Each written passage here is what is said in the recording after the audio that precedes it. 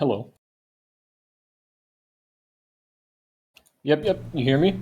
Yep, I can hear you. Can everyone else hear him? Are we live? Yes, we are. Cool. Okay.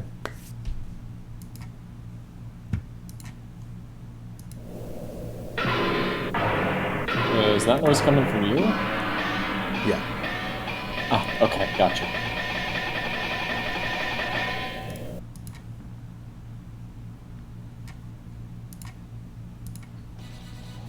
Ladies and gentlemen, welcome back. We are now beginning the next section of the Running Down the Snake Way tournament series. I'm your host, Multi. I am joined by my co-commentator, Rechow. Hello, it's nice to be here this evening. We have a fantastic lineup of matches for y'all today. We just gotten off the heels of our last CAC tournament, and now we're going into non-mentor cast. Whole bunch of varied characters in this roster that we've had our players pick from today. Without further ado, let's see which of our first matches we can start. I believe we'll start with the top of the bracket, yeah? Let's take a look at this. I know Amedico wanted to start off his match later on due to a delay. We can see if Sergio Arturo is on. I recall sending a friend request to him just a few minutes ago to see if he can be online. One way of knowing. One thing I'd like to bring up is that this tournament's a little bit different from our previous TBs. There is no character limit. In the previous tournaments, only one person could play, say, Piccolo, for example. Now there's no limit. Anyone can play any character, but you are locked into that character for the rest of the tournament. So I'm interested to see how that plays out. We have a lot of Foos and Gokus, but maybe someone unexpected might take the victory here. Certainly what I'm hoping for too. Taking a look at it, we don't seem to have our first match of the contestants available at the moment. We can just as easily start with our first round 2 matches, perhaps their first round 1 equivalents. Let's see. How about we start with Dan versus Brambleback, a brand new contestant into the series. Now that's a name I haven't seen before, yeah.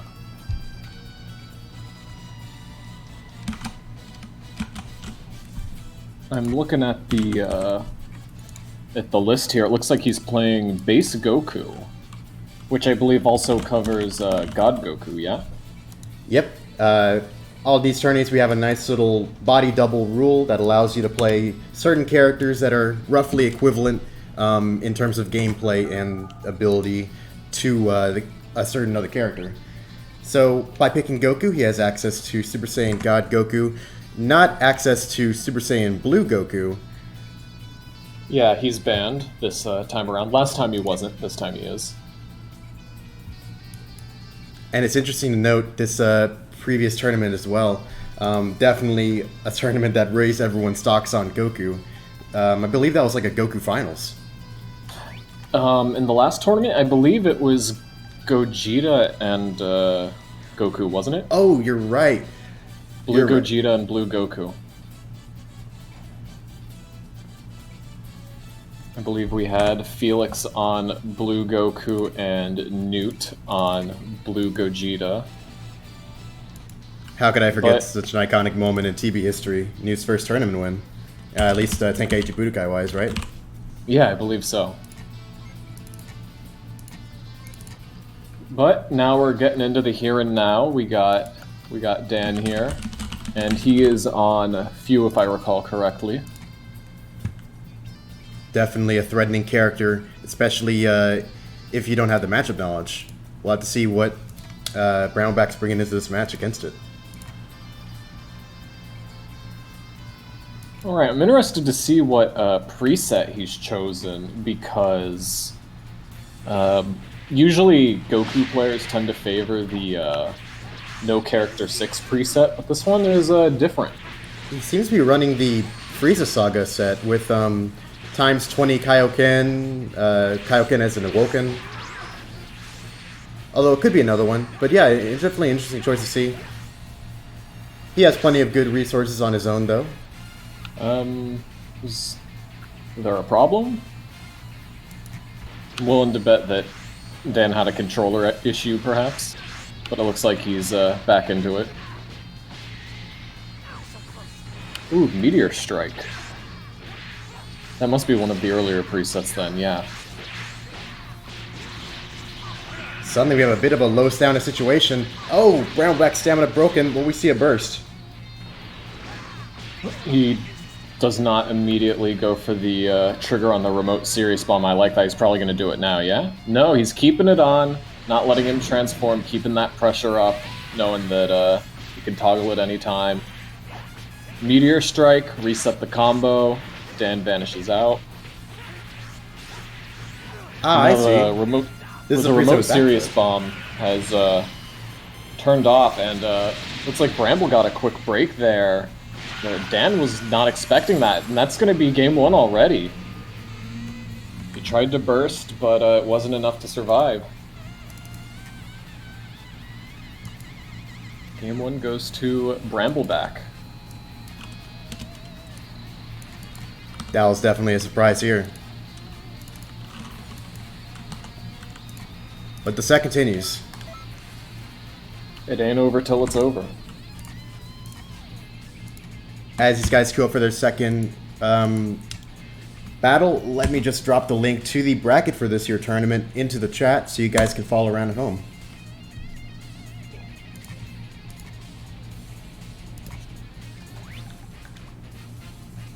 I don't think this is over yet. Dan's a pretty mentally consistent player. You know, when he's playing around in BC, you know, he jokes around and, you know, has fun. But I believe when it comes to tournaments, you know, he doesn't let stuff get to him so much, like other contestants. So I think he'll just brush off this game 1 and go into game 2 level-headed. We'll see where this takes us.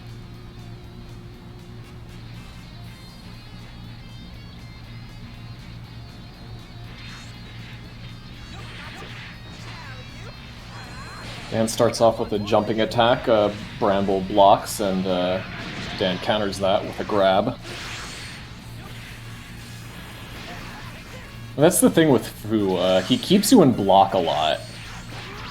With all the zoning and ranged basic attacks, homing Ki Blast. You can get some sneaky grabs in.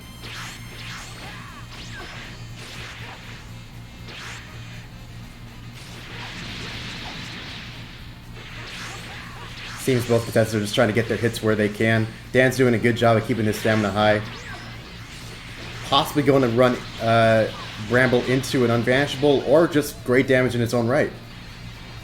Yeah, he's throwing out these confusion blades just to keep up the pressure after his combos. Mentally, you know, it's just very draining to have to play against such a fast character that can also zone. And I believe that's Dan's game plan here. Just overwhelm his opponent, get them tired, and get the win.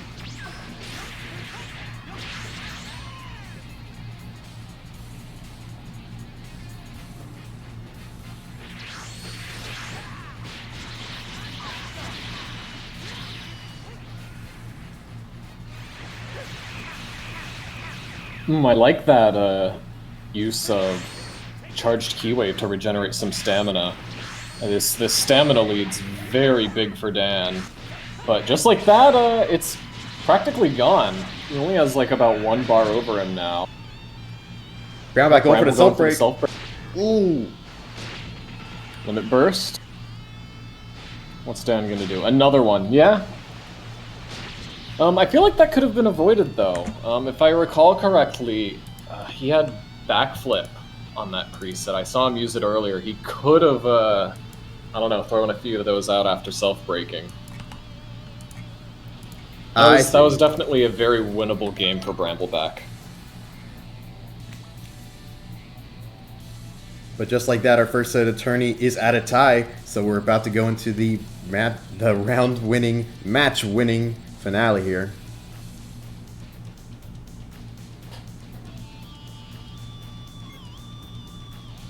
And I'm curious to see if Brambleback is going to change presets or not.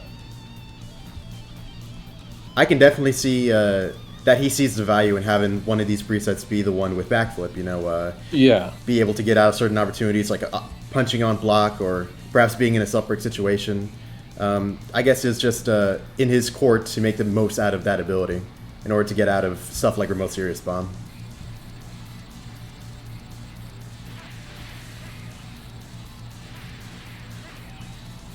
Alright, and game 3 begins. Dan goes for a jumping attack, which was beautifully P-blocked twice now, even.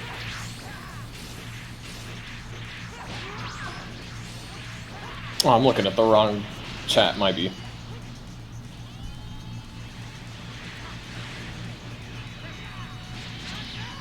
I'm liking the use out of these LHs from Dan.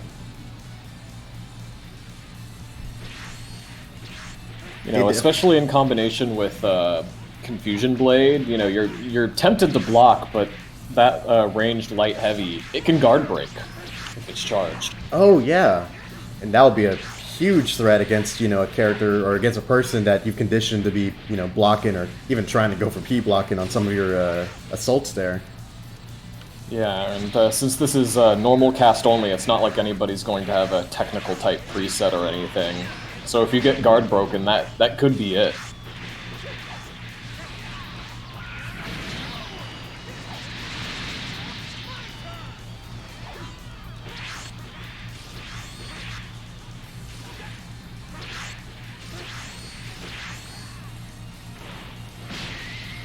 Good P-block by Dan.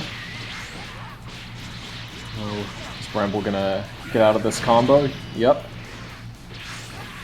He's unable to connect that dashing H though, but at least he gets a another combo starter immediately afterwards. Oh, Remote Serious Bomb doesn't connect, but no punish. Remote Serious Bomb? Nope. He's not going to trigger it, he's keeping up that pressure. There's the Limit Burst now. Now Dan is trying to think, how can I get him to burn those last 2 bars of stamina so we can toggle Remote Serious Bomb without him getting out. And with this attack Limit Burst, Brambleback will be regenerating stamina slower. Self break, we're going to see backflip. There's the backflip. But gets caught by the LH. He was pretty fortunate here. Dan didn't have enough ki to go for his Remote Serious Bomb tricks again, or any ultimate. It wore off the Remote Serious Bomb seal. I believe it only lasts for 30 seconds, which is still a considerable amount of time.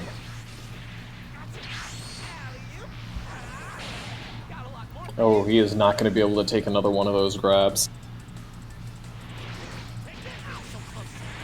And Dan still has his health limit burst on deck, so this is looking like a clean game 3 for Dan.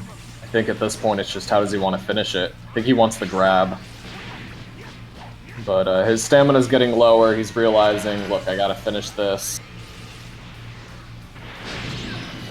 Going past a sneaky strike. Limit burst, but bad timing, gets punished for it. Suddenly, this is a very close match. Oh, but caught by the Confusion Blades. Can't take too many of those.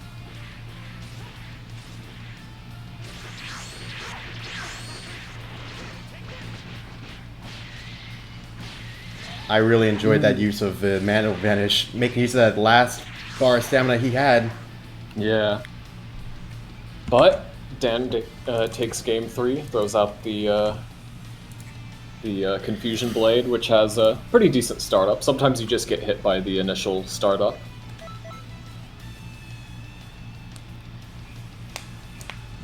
Dan's moving on.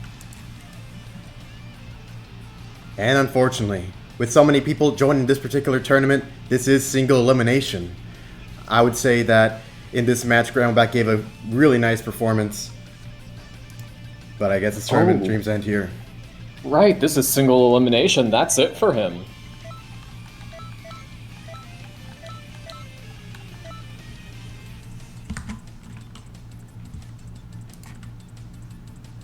Now let's see who's up next. Barlos and Newt. Ah, Newt showed up. Oh, he had us going there for a second, thinking, "Oh man, is he gonna? Is he not?" But we're glad to have our previous tournament champion back here. Yeah, we have Newt on Goku, and Barlos, I believe, on also on Goku. So we're having a mirror match here.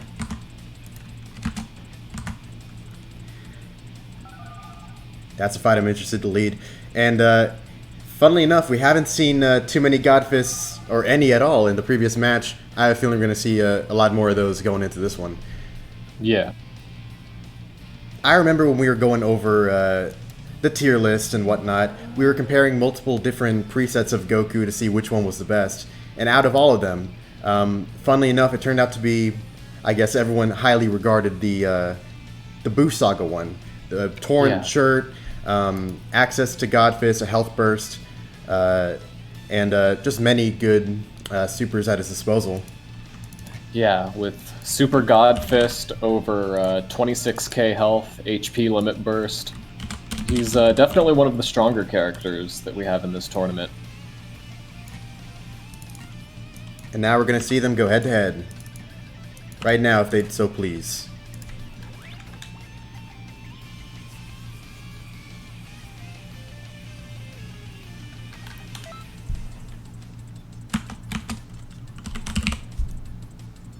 Did his game crash? Uh-oh. Oh no. Yeah, I'm looking at Twitch chat. My game crashed. Mr. Barlos. Tragic. Okay. Well.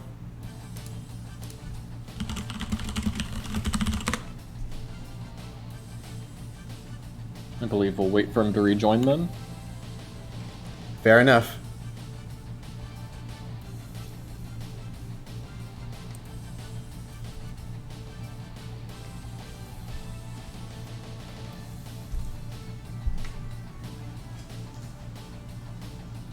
I suppose there's a chance we might see different presets of Goku going into this set. I guess an advantage of being a Goku player is that you have so many different options to choose from, and there are some that have different attributes that might be preferable. Some might have more health, or perhaps a burst that might work better for your game plan. I feel like one preset that's overlooked, I believe it's the one right before No Character 6. It has Meteor Crash and Energy Wave combo and a decent amount of stamina and strike stat. I know Energy Wave combo is quite popular on the Mentor characters, so maybe we'll see that preset as well. Well, alrighty then.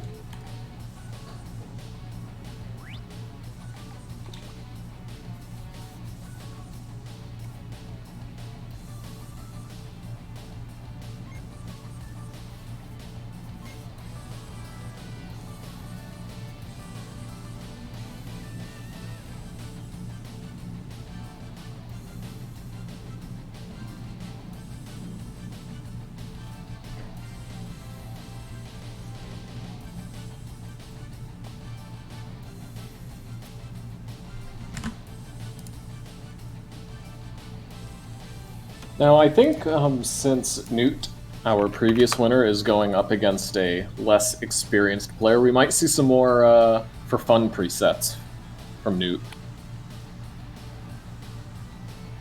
I believe he's rocking a Kaioken preset, the Goku without a shirt. Indeed he is. That'll be fantastic to see. Definitely an out-of-the-box pick, but also one with plenty of virtues. Times 4 Kaioken Kamehameha as an ultimate is always just a really nice thing to have.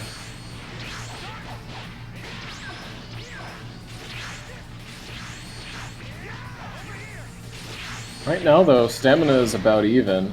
Godfist from Barlos, dashing light, no, boost dash rather, into Super Godfist. That one doesn't connect, though. Oh, very nice back hit there. Oh, but Dr. Barlos's stamina's looking low. That's going to guard break. There's the limit burst from Barlos. And a nice redirect correction on that ×4 Kame. Very Goes for the unconventional second way input there. to get around that limit burst there. Yeah.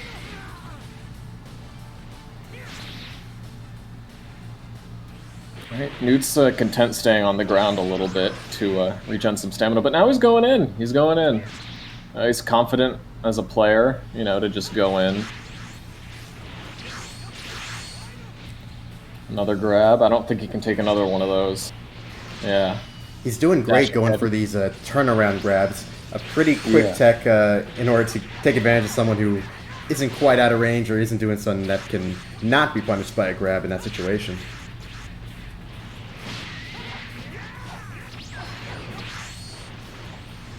Yeah, Newt's sitting pretty comfortable. I mean, his stamina's not looking very good, but he does have the limit burst to help him out if things get too dicey.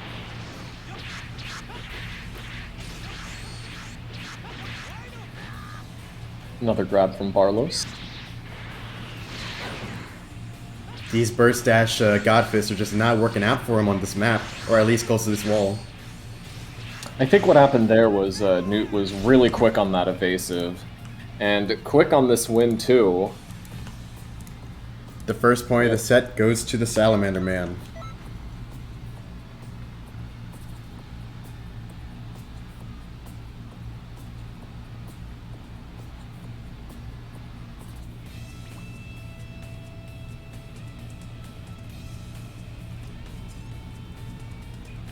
Now I'm interested to see if Newt's going to go for another fun preset.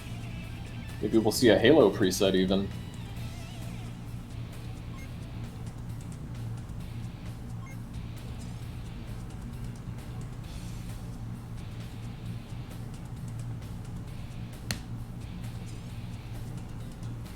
At least on the Barlow side, he couldn't have... there are many great aspects to the preset that he's running and is continuing to run. It'll just be up to him to make sure that he makes all the right choices when using it. It looks like Newt has chosen the Whiskey preset. No Super Saiyan on that preset. But a very bit lower interesting on Super stamina. Soul. Remind me, what does that Super Soul do? If I recall correctly, it is it's been a bit of a long story, which acts pretty similarly to Goten's Don't Go All Out, which Goku has some nice combos for using his Power Ki Blast. Ah, true, yes, it decreases stamina when the charged Ki Blast hits. Oh, quick self-break from Newt there, using, I believe that's instant transmission to mix up Barlos a little there. Very successful Newt's- self-break. Yeah, now Newt's at a huge disadvantage. Barlos goes for a self-break of his own, but not as successful as Newt. Newt has thrown out these Godfists to prevent these limit bursts from coming out. And another turnaround grab to get even more damage off. No follow-up, but the pressure is high, especially with another grab coming out. Barlos can't take another one of those. Ooh, perfect block, and that's game 2.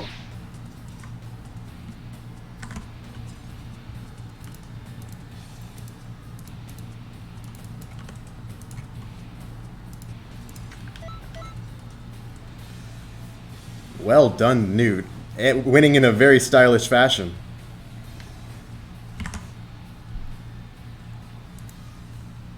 Indeed, I'm really impressed with those turnaround grabs. I mean, he was on point with them almost every single time. Definitely look forward to seeing more of him in the future. Sorry for Barlos, but the bracket must go on. Our next match appears to be Psyker versus FCHA.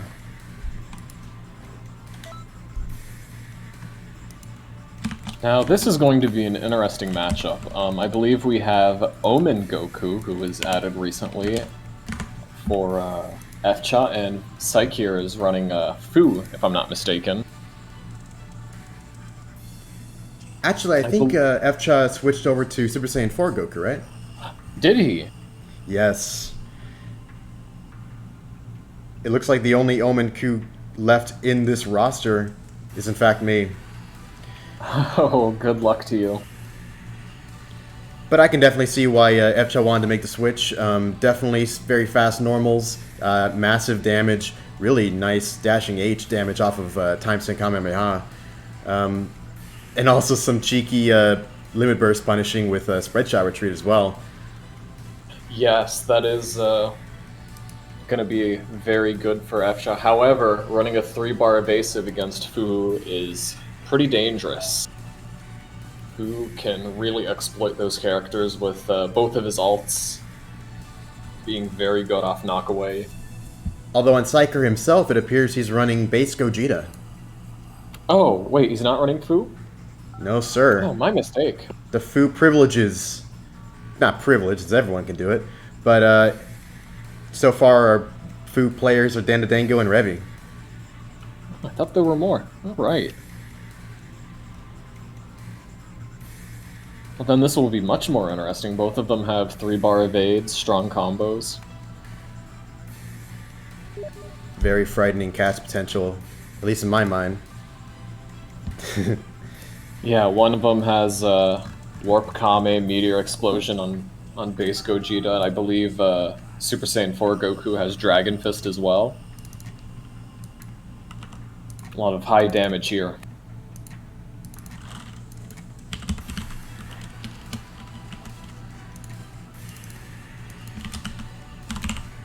Alright, looks like they're both ready.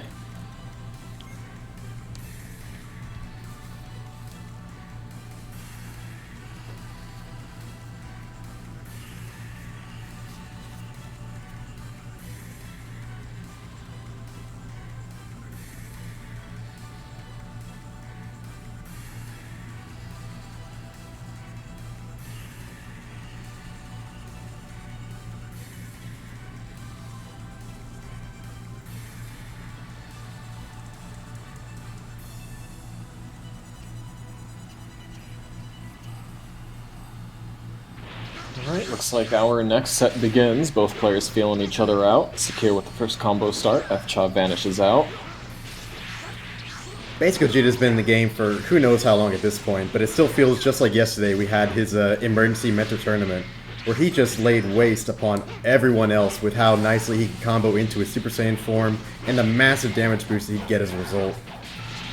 Oh, but more important is the amount of stamina damage put on by both of these players right now. Ooh, almost. Oh, there's After Image Strike. Actually gets punished by Sakir. What's he gonna do? Warp Kame, force an evasive. I like that play. Oh, nope. That's gonna be a quick break for FCHA.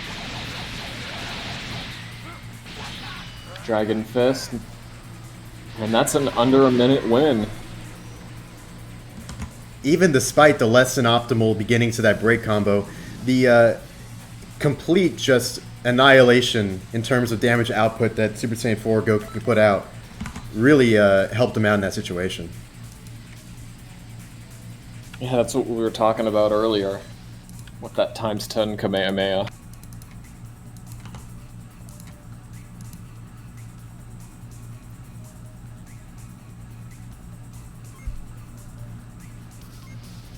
Precarious moment for Psyker, but he also did a really nice job getting down FCHA's stamina. I guess it just really depends on how well these guys are going to be at taking advantage of each other's attempts to self-break. Let alone this could really go either way.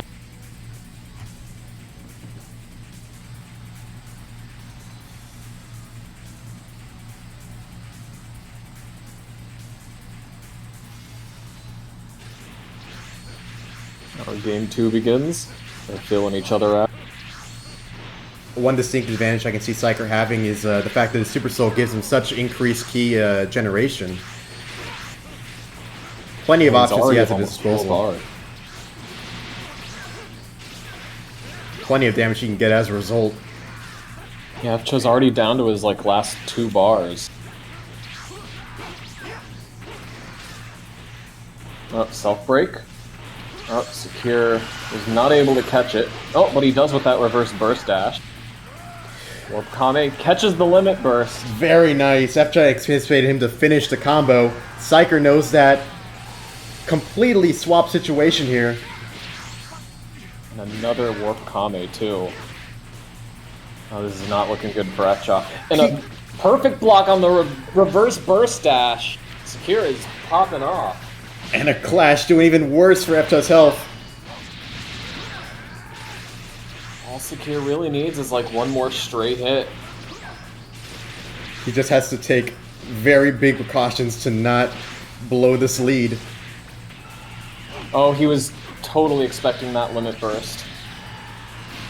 Sakura's opting to eat the damage from this combo. He's in juggle state, regenerates a little bit of extra stamina, and finishes off game 2 with a quick dashing heavy. This set has been evened up. Oh my goodness. Epcha almost turned that around. He did. He did. For a second, I thought he was going to. It's a shame so soon to have one of these guys drop out of the tournament, but it's gonna happen. One person here will win, one will lose. Yes, that is the nature of tournament play here, except now it's single elimination, so every game counts a lot more.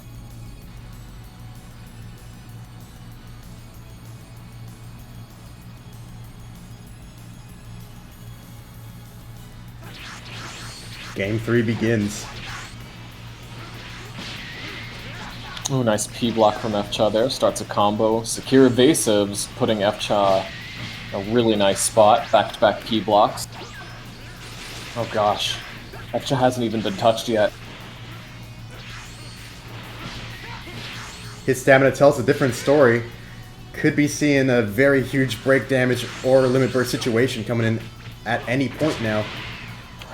Oh no. Oh no! Secure was safe. He was safe after that perfect block. But he kept holding block out of fear and ended up getting guard broken anyways. Oh, that's not enough time. Who knew you can evade Dragon Fist? Ooh, Comet Strike, I believe that's called. We don't see that very often. Secure goes for a Meteor Explosion to force out Efcha's Vanish. Certainly an underrated move that Comet Strike is. Does a deceptively high amount of damage too, particularly in Super Saiyan. Yeah, it's worth noting that base Gogeta's Super Saiyan is different from the CAC one. It gives a much higher damage buff. I believe it's 35%, as opposed to, like, I think normal Super Saiyan does like 5 or 10%. One sliver of health remains for Psyker. And Efcha finishes it off with a spread shot retreat.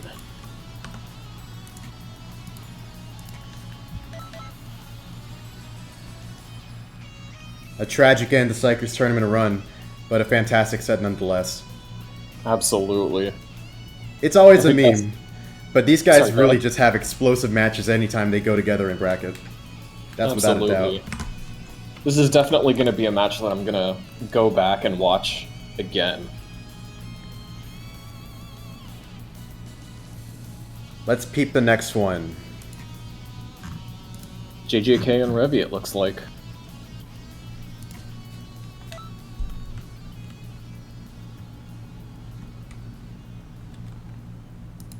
Looks like we have JJK on Captain Ginyu and Revy on Few.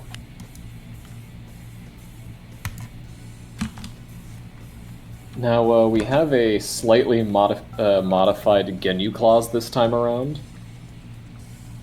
Previously, if you beat an opponent with Ginyu, you could force them into playing Ginyu, but now you only have to win one game, and you can force them to play Ginyu.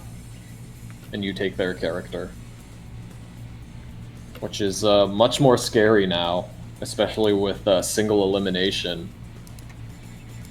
You could get stuck with Ginyu if you're not familiar with the character. That's it. That's your run.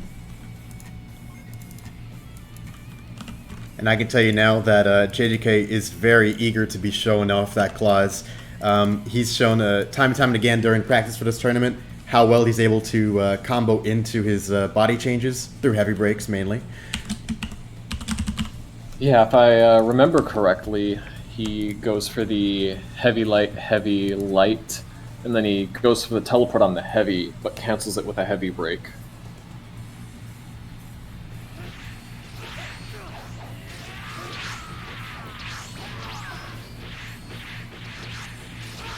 Now, Fu is a character that JJK has experience playing as well. I would say that Revy might have the advantage in neutral, but it'll be an upward battle getting ahead of the matchup knowledge that I'm sure JJK is bringing into this. Yeah. Something to note about Ginyu is that he has a deceptively good back hit, and his approaches are much better than you would expect. So if you're kind of sleeping on him, you could easily find yourself at low stamina, get broken, body changed, and that's it.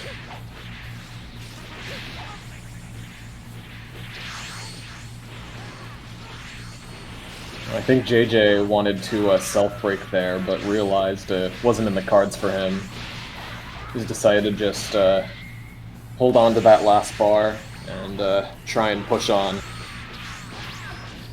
Ooh, slow turnaround there with him trying to unblock. Unfortunate for JJK.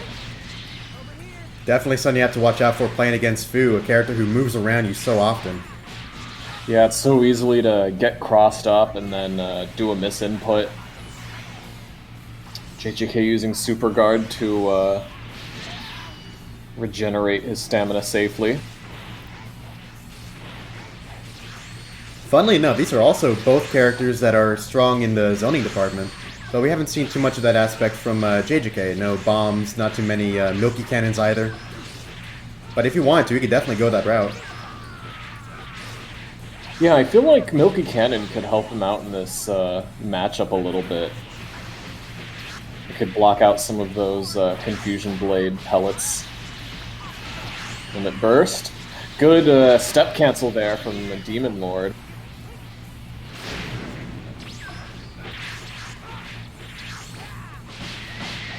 Ooh, back-to-back P-block. Uh-oh.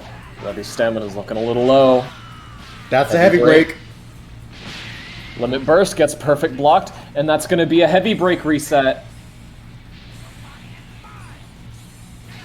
It lands! And there's the body change. For those who aren't aware, because how often do you see this in a real match, but I guess now that's become very viable, it completely switches the bodies between both contestants, and on the person who gets changed, they have to re-lock onto the person they're fighting, giving the changer the opportunity to get some nice attacks in.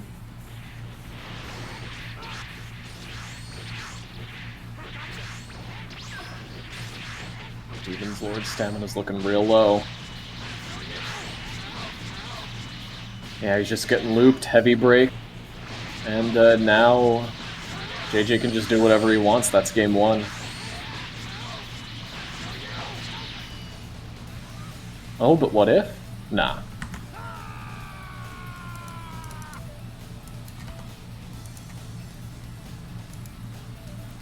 JJK with the first point of the set.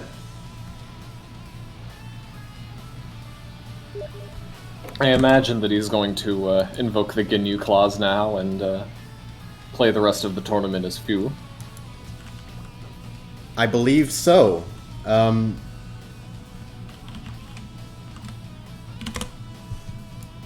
Let's get confirmation from Secure. Yeah.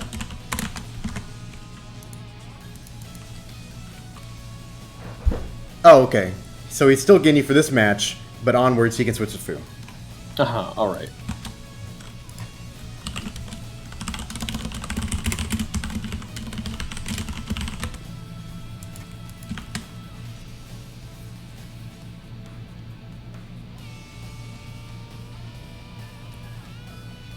Fortunately, this still gives Revy a fighting chance.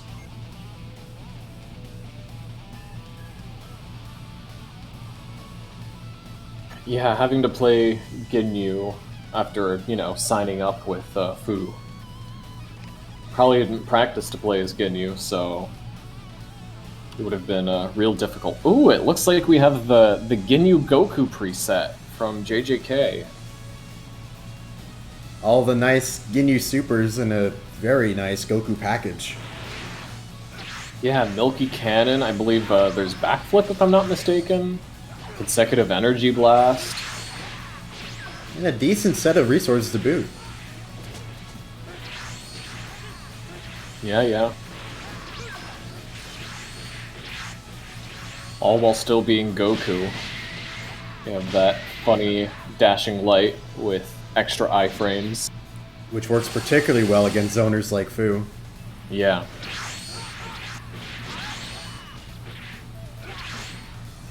Oop, charged heavy catches JJK there.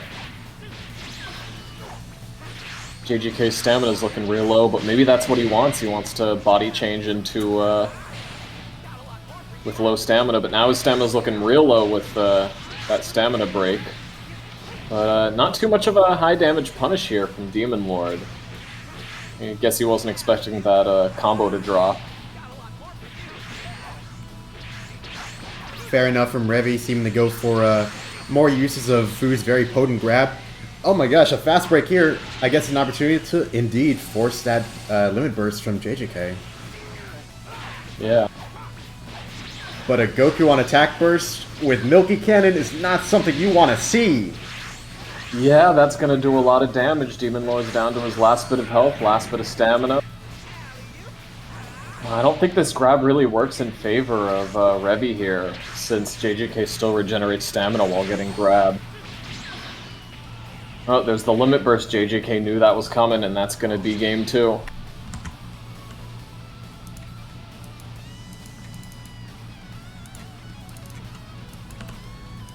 The set concludes.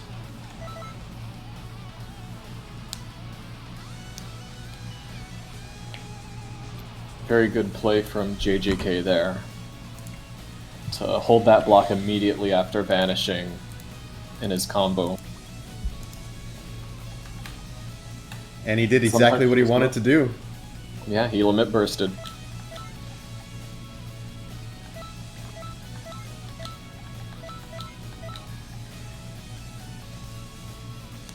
Okay, it looks like next up we have Bandute versus Ladgros.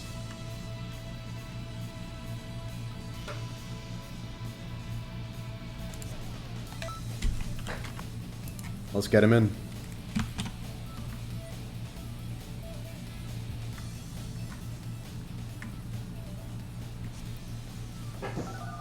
Already, these matches this tournament have been incredible.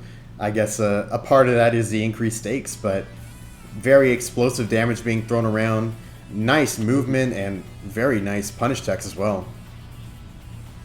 Cannot wait to see what else this tournament's going to bring.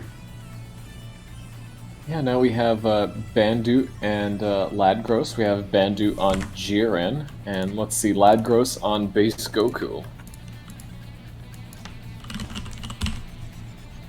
Cannon. Indeed. Not canon. No? Oh, I missed, what preset was it? It looks like he's going for the Super Saiyan God body double for this match. Ooh, very interesting. And a high health bar with it, too. Not to mention it being the only available Goku with Ki Blast Cannon. Definitely he's probably looking up to get some massive combo damage, break damage, everything damage. But the disadvantage with this God preset is that it is a preset with, I believe, Explosive Wave. Yes. And that's a 3-bar evasive. And with how fast Jiren moves, and how quick he is to throw out his alternating, you're going to be forced to potentially use that evasive a lot if he throws out a full power energy wave.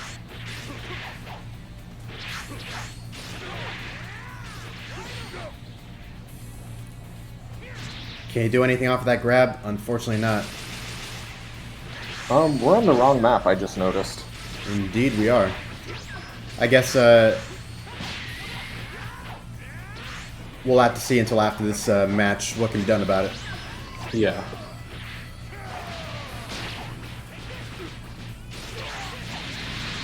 Not so safe. Full power energy wave. Bandit tries to limit burst, but Ladgros goes for the Super Kame, punishes it. Key Blast Cannon, another Key Blast Cannon. Nice break damage. Possibly could have been improved with a second Super Kame, but I see the desire to keep hold of his key for when Bandit gets his stamina back.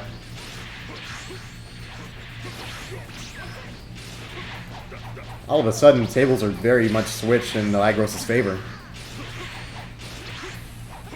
Yeah, but, yeah, you're right, because even though Ladgros has low stamina, if he gets stamina broken, he has a defense limit burst. So things are looking good for Ladgros. He just has to, you know, keep a level head, and he should be able to finish this out. Meteor Crash now. Fun fact, Jiren actually has the highest unboosted strike damage of normal cast characters. But that's not going to help him here. Ladgros wins game 1 with God Goku. Which may or may not be redone due to the incorrect map.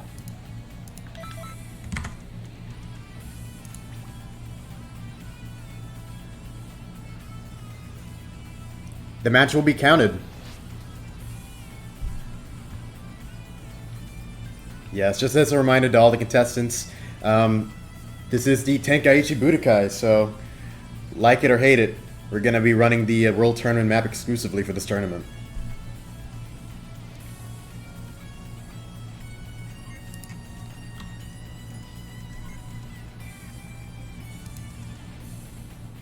Yeah, no more mistakes here. I believe that'll probably be the one warning of the tournament.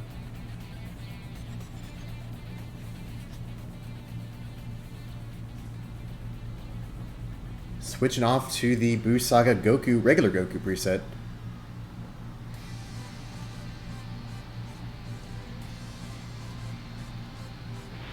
Yeah, very consistent preset. Just interesting to see Ladgros switch after taking the last match. Maybe he thought it would have been too close.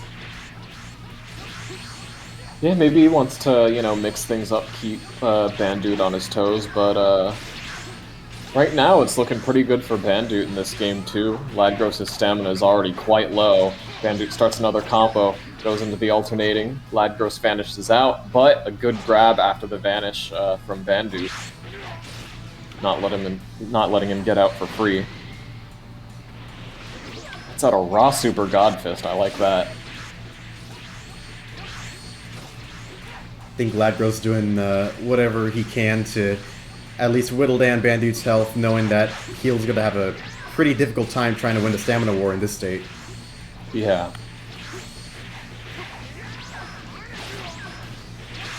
Alright, Ladgros with the advantage now in stamina. Bandit saw that Ladgros was likely to go for a back hit again, able to punish it, get some nice grab damage off of that. I like that Bandit chose to stay to the ground after that grab to regenerate some stamina. Some players like to push forward, keep up the pressure, but I think in that situation it was good that he went to the ground. Unable to continue that combo there. Yeah, and he almost restarted it, but he wasn't confident in that light one. He probably didn't think it was going to hit after that slow turnaround.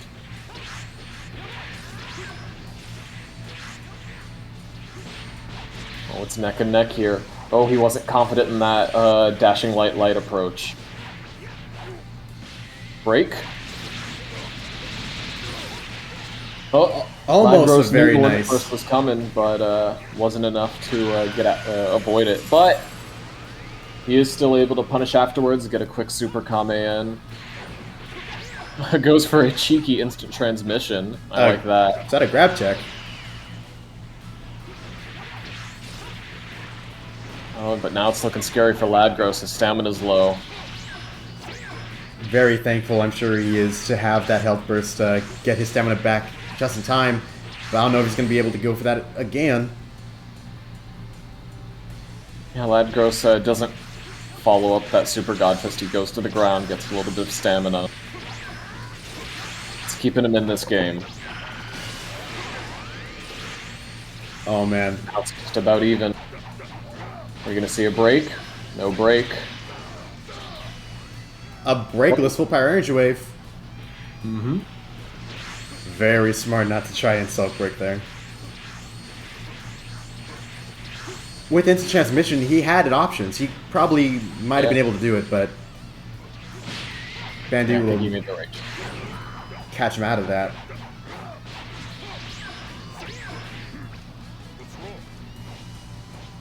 I'm curious if Bandu actually knows Jiren's stamina break combos, because I feel like there were a couple of situations where he could have gotten a break in, but just didn't. Seems to be opting in favor of the alternating string for Jiren. The fluctuations and who's got the advantage stamina-wise in this match have been staggering. So far, now they're tied up. Super God Fist? Nope, Bandu evasives out. Well, that's gonna be it. Break? How's he gonna finish? Super God Fist for some style there.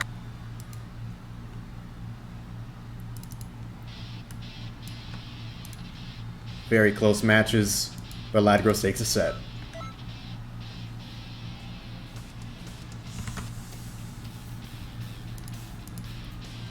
Alright, who do we have next? Are we going back to Paki and Ahmediko?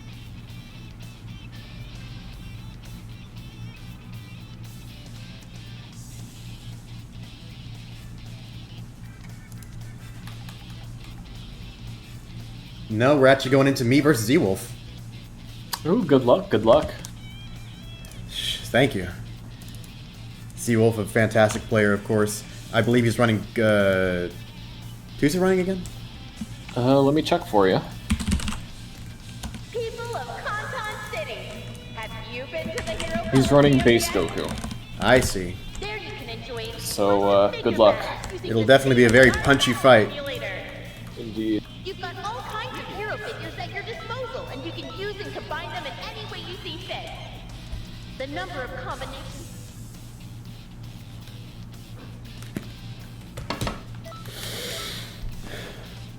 Okay. Let's see.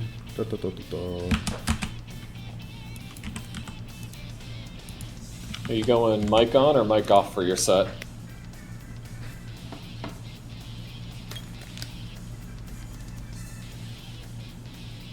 Do we have a Mr. Z-Wolf in the building?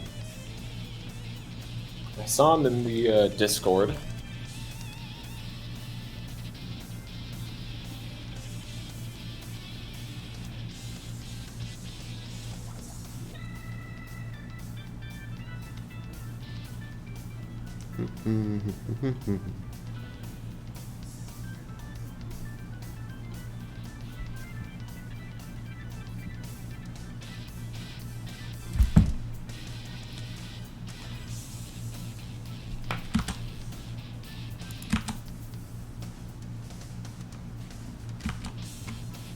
Is our friend the Z-Wolf in the game at the moment? This is what everyone needs to know. Right now, Steam shows him as just offline, but I believe sometimes he doesn't set his Steam to show that he's in-game.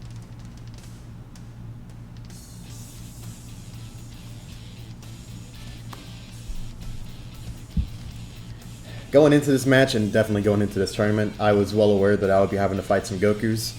I had plenty of reasons to fear them, particularly their ability to shred health, especially using God Fist in order to catch vanishes and evasives and all that. Definitely a big threat on a character like mine who has a low pool of stamina and a 3-bar evasive. But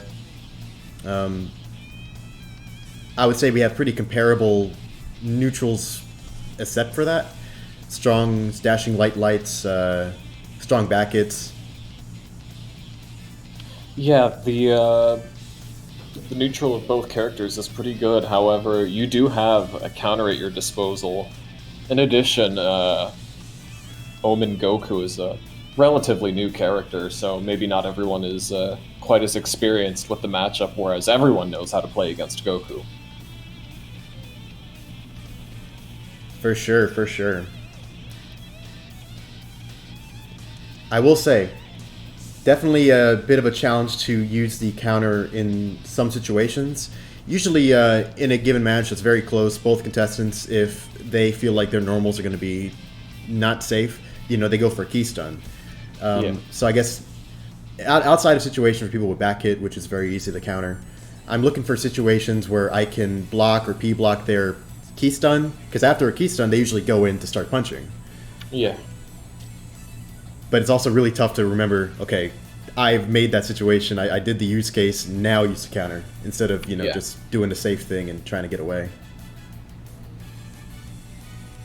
Be careful, because some people will catch on to you using that counter and they'll just key stun the counter.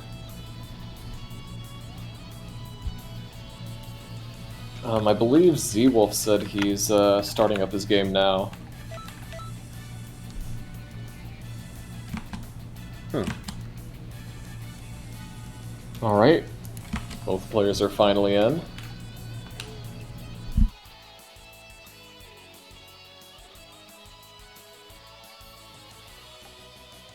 And if I know Z-Wolf well enough, which I might, I believe he'll pick the Buu Saga preset.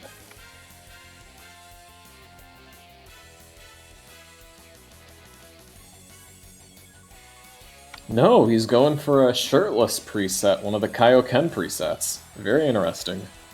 I'm surprised we saw this preset more than once this tournament.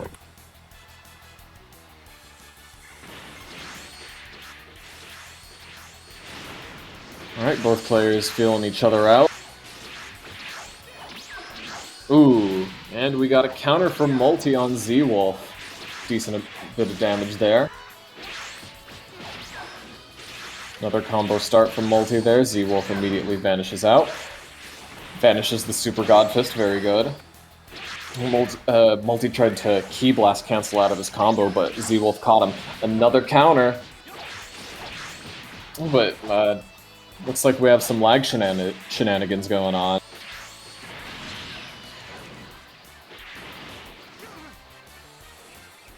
Oh, and that is a grab. I think both players are going Ultra Instinct here, because this fight is too fast for my eyes. We got people hitting each other from across the map, grabs teleporting people in, P-block from across the map for Multi.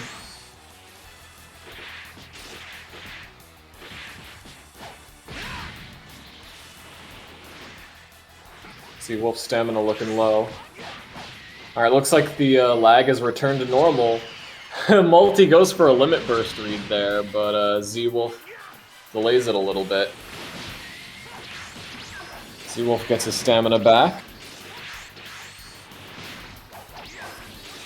Alright, now he has to watch out. His stamina's already almost gone. He has an attack limit burst. He's going to regenerate stamina slower. Both characters are on low health. Nice grab there. Z-Wolf. Oh, are we going to see a break here? There's the break. What's the finish? Oh, just a basic attack loop with a Ki Blast cancel thrown in the middle. And we'll see what's going on, if we're going to count that game one with the lag, or if there's going to be a redo. We'll see. That was weird. Yeah, no kidding. Let us wait for the verdict. Z-Wolf will be opting to redo that fight.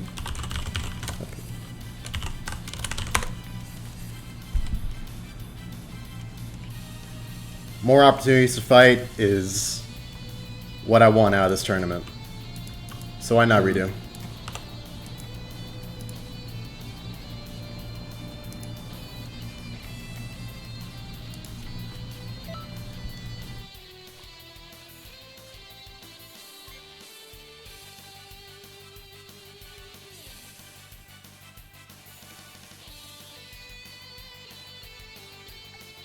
Alright, we're going back in 0-0.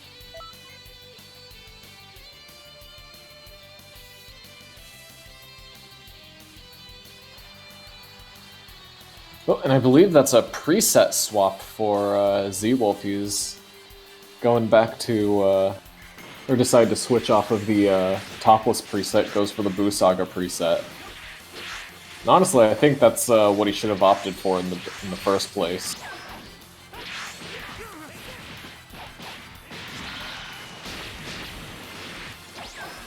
Multi is able to roll out of that Kamehameha. Well, it looks like things are still a little funky. Too fast for my eyes. And we have a Super God Fist. No follow-up.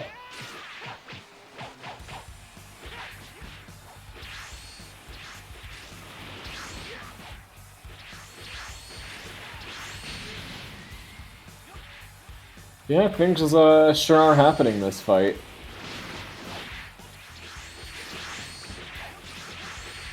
That's just how Xenoverse is sometimes.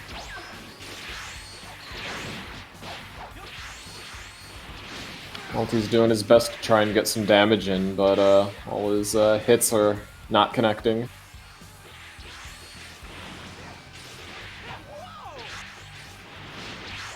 You know, if I'm Multi right now, I'm thinking, you know what, he's hitting me from across the map anyways, I'm gonna throw out a counter. Why not?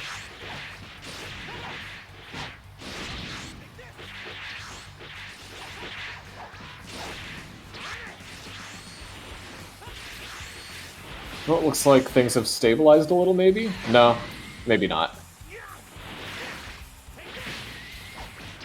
P-block from behind there for Multi. Counter? Doesn't get triggered. Oh, there's the grab from 3 seconds ago.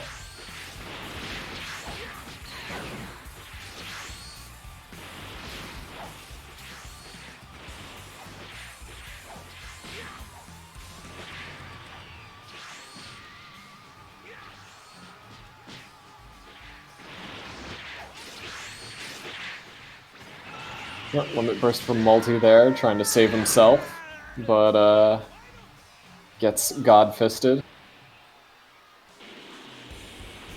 You know, I get the feeling that I probably should have counted that match. You know, I was just thinking, maybe you should have just counted game 1. It's single elimination, my guy. You know what? Dude, I'm dangerously close to saying, hey man, let's count both of them and have this be just like the most scuffed set of the tournament.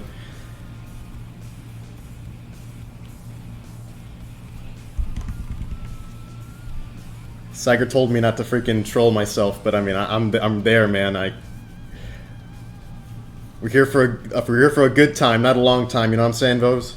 Yeah, yeah. Up to the fellow tournament organizer, Psyker, to decide what will all be done. Count both, make it all for nothing. That's what I want to talk about. Yeah, that's what I'm looking for.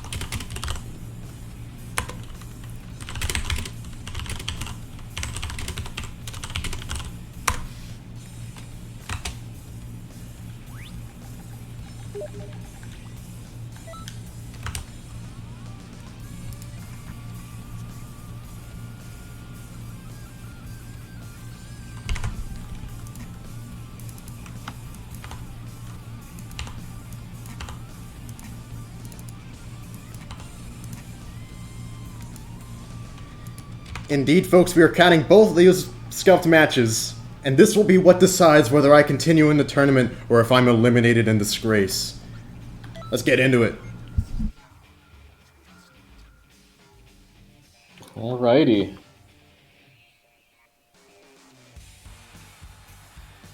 Let's see who will win this true battle of wits. A true battle of skill. And it looks like things are already starting off pretty funky. Evasive there from Multi. Yeah, in a fight like this, I think Z-Wolf has the clear advantage. He has higher health and a better grab. Oh no, bro. Oh no, bro. My guy, I'm sorry, this ain't looking good for you.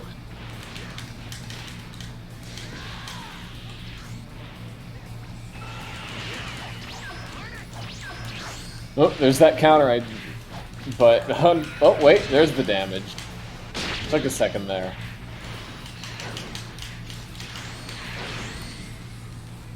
Another Super God Fist. Seeing all this makes me wonder what it looks like from Z-Wolf's end.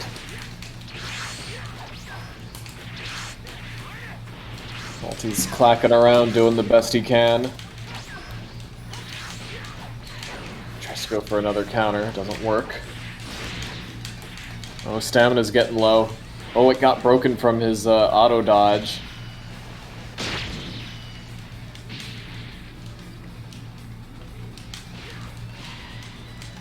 Oh, and we have a How is that a clash? clash? Yeah, this, you're not just going to be taking a clash, it looks like you're probably going to be taking an L soon. Come on! Let me get the break! Oh, his stamina's low. Don't give up! He has only like less than a bar.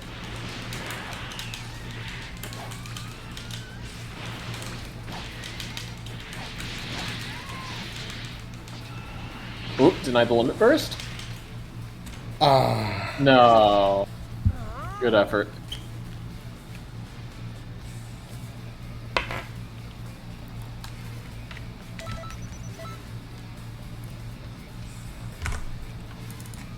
Ladies and gentlemen, your set champion, and the one continuing in this tournament, will be the wolfiest Z I've ever met in my life. Congratulations to Z-Wolf. GG. I'm out of here. Yeah, we know a lot went into the matchup. A lot of, minute decision making that kind of manifested throughout the later half of that bracket. Really, I can go into the amount of tech that we employed upon each other for hours, but I don't think it would really do justice, the severity of it. Yeah, instead I think we'll move on to another set. Who's up next? Let's take a look at the bracket. Well, this is the part where we'll be doing Pocky and a Medico. It all depends on whether our A-man is here.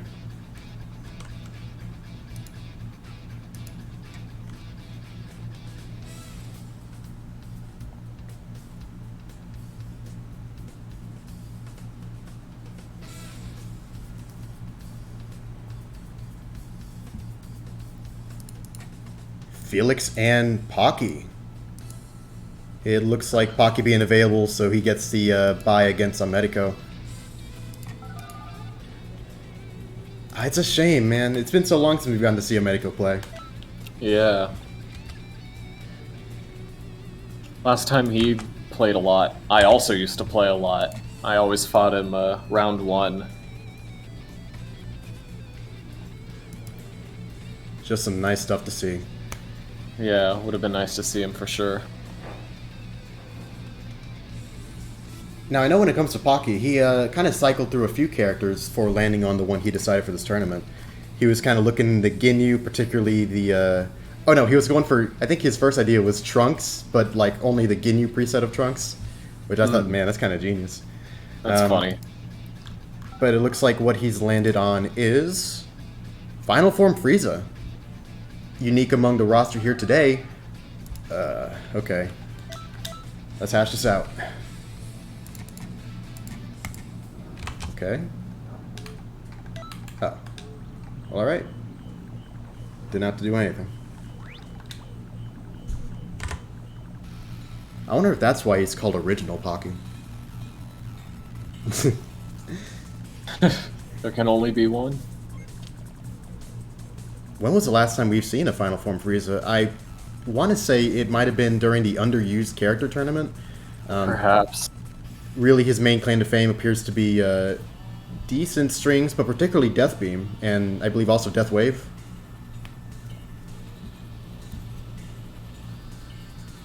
So he could be a pretty decent menace in neutral. Against Toppo? Ooh. Ooh, not looking too good. A 3-bar evasive going up against Destructive Fracture could be a dangerous thing for Pocky. Does this set have a 3-bar evade? We may soon find out. Felix getting some nice bomb key blast combos going. Yeah. I helped warm up Felix yesterday and today. He's looking pretty good. I think he might take this tournament. First he has to get past Spocky. He's already down to his last bar and a half. Stamina break. But it is a fast break. Felix doesn't even need the limit burst. But really nice damage regardless. And a death beam to start off the next set of Felix's stamina with a good head start.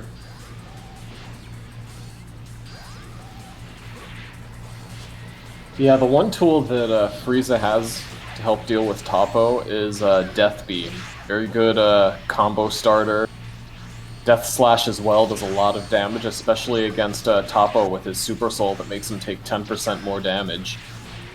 Yeah, I don't think Felix can take another Death Slash. Definitely not now. Even a death beam might do it. Yeah. I must admit, I'm surprised that this first game is going this way. Felix doesn't even get an opportunity to limit burst.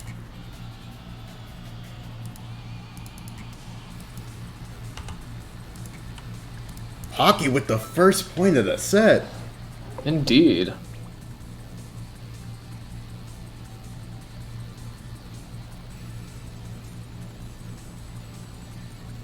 Maybe trash doesn't deserve to be in the trash. Who knows? Yeah. This is not looking canon.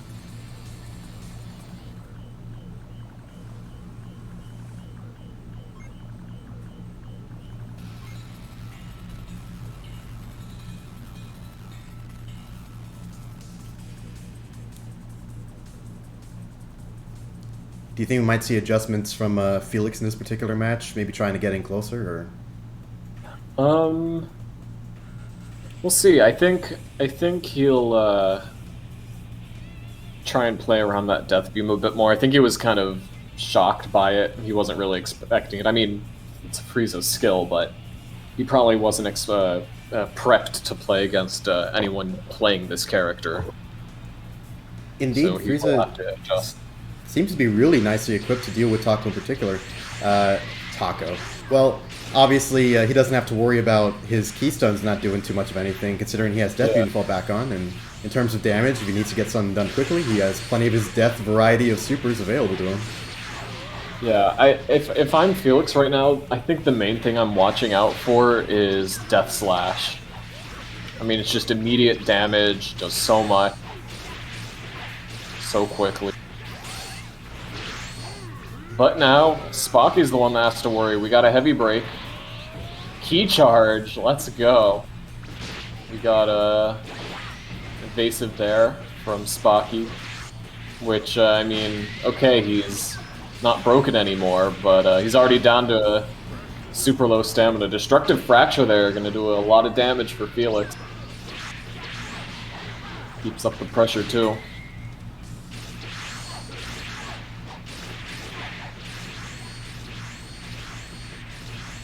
I wonder if he knows. I'm gonna see another Destructive Fracture. Yes, but a well-timed Limit Burst from Pocky gives him a Death Beam attack up. Oh my god, what a painfully slow evasive to close out Game 2. I believe this is the third time we've seen, you know, block and then grab against an evasive like Spirit Explosion, or like this one, be very effective for turn the tables there. Yeah. Especially with this one being, I believe it's the slowest one in the game. Very easy to be prepared for it. We're in Schrodinger's matchup, man. Canon, not canon. With this Game 3, it will be decided.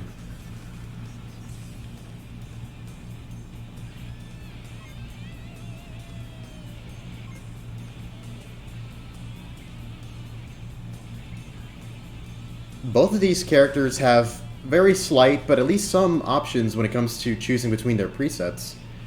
I'm pretty sure they both have, like, 2. But it looks like they're possibly keep into what they've just been bringing in regularly. I believe Frieza might have 3.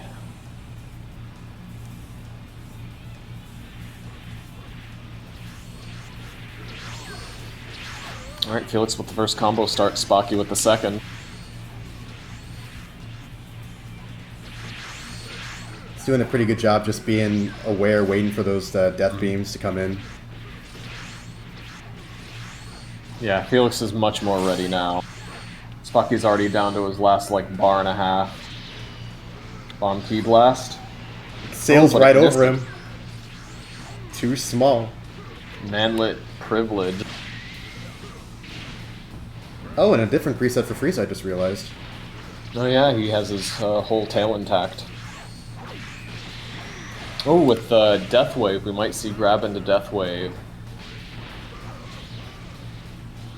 Oh, but maybe not. Felix is looking to close this out quickly with his high damage.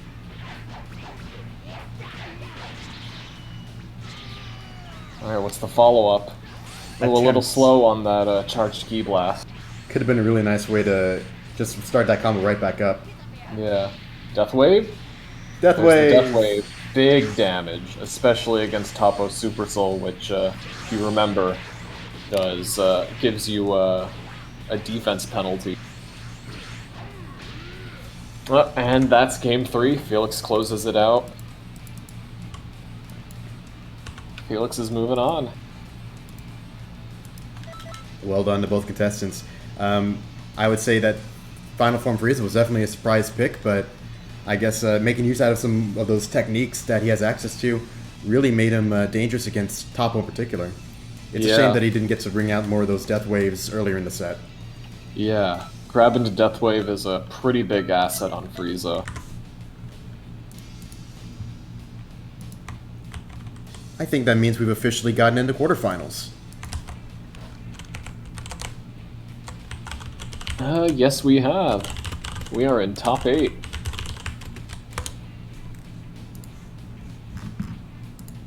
I believe the bracket was updated incorrectly. I'll fix it real quick. And in the meantime, I'll invite my 2 favorite matchup buddies.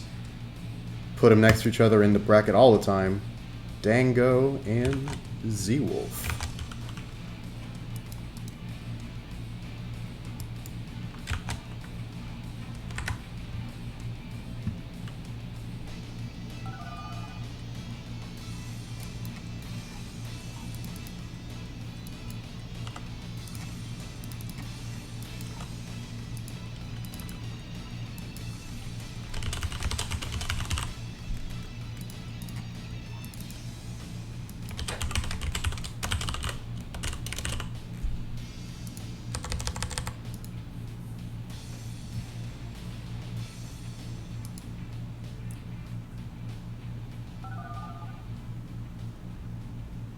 It looks like our combatants are set.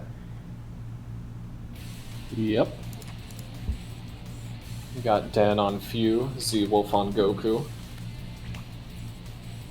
Dan had a really nice match at the beginning of the tournament going up against Brownback, who did bring in some surprising sauce with his Goku, but was overtaken. Indeed.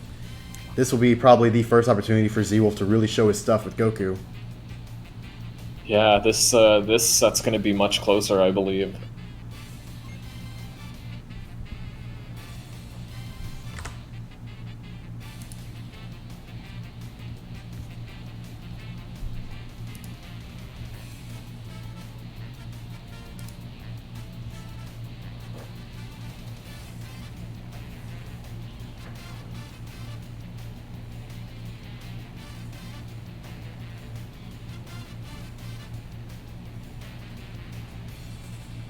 Alright, we got Z-Wolf on the Kaioken preset again. Interesting. I'm kind of surprised to see that. I figured he was kind of doing that just to size up his opponent, and then he would switch over to the Buu Saga if things got dangerous, but yeah, I guess he just wants to be playing on that Kaioken preset.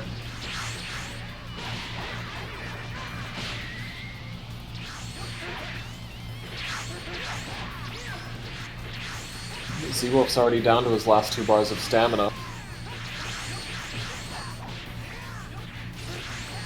Good step cancel from Z-Wolf there, I like that.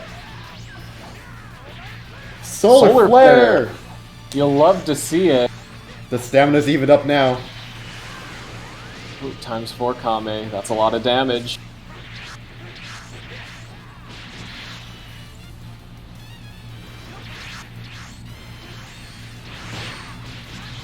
Dango on the outside looking in, nearly a whole bar of deficit he's got to make back now. Ooh, Dan recharging this key almost for free with charged key wave. Ooh, good charged heavy there, catches Z-Wolf. Clash by Z-Wolf some time to regenerate some stamina. Oh, another solar flare, very nice. A really fun move. Key intensive, but in some ways you can almost use it as a parry. Yeah. It does have iframes on startup. A little early on that limit burst. Oh, ×4. Oh, get the break, Dan. No, He Dan, got the break. Yes, he broke. He broke. He's a broken man. Now all Dan has to do is finish this out. Ooh. Unfortunately. Ooh, but he catches him. He catches him even after the evasive. And a break from Z-Wolf himself. No more LBs to save him. And Z-Wolf narrowly wins game 1. Oh my goodness. Solar Flare, the sleeper hit. Yeah. I don't think anyone really expected this preset to be used so much. I guess that's part of the advantage. You know, everyone expects Boost Saga preset, but no one expects the Kaioken set.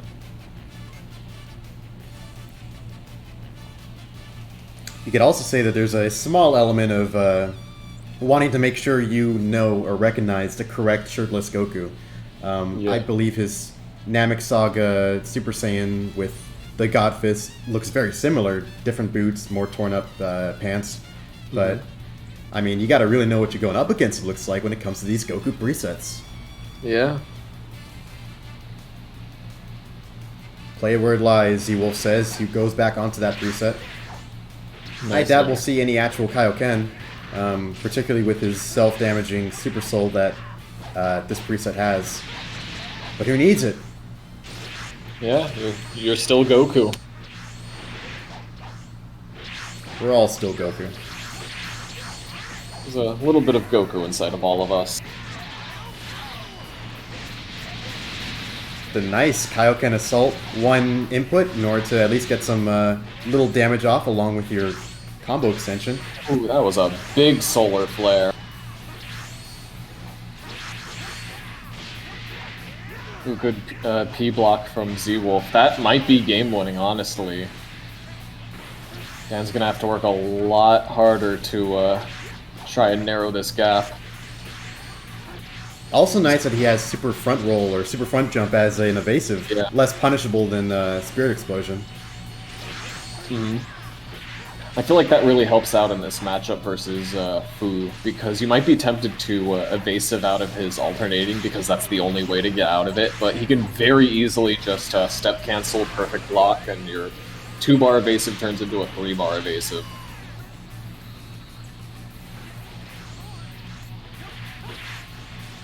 I like what Dan does, throwing out the neutral input Confusion Blade to set up a backwards input for the extra set. I like that. Interesting. I'm sure he hates that he didn't have the opportunity to get some stamina recovery while he was throwing out those blades.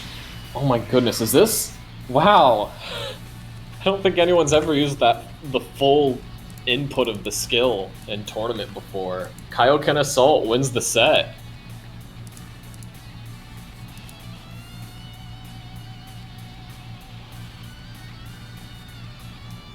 Oh, excuse me, I believe I have the incorrect numbers here. Let me just fix that real quick. My apologies. Well done to that's, contestants. 2-0 for Z-Wolf. Hey, did you catch that CAC tourney the other day? Yeah, how did that guy win that match? Oh, with Solar Flare and Kaioken Assault. Full input. Yeah. Easy way to look like a maniac.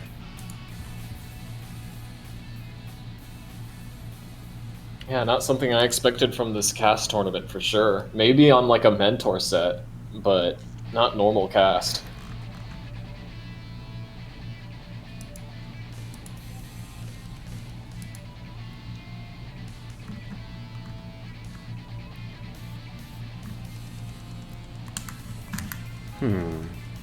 Who do we have next? Could possibly be Felix and Pseudonym. No, Newt and FJA. Interesting.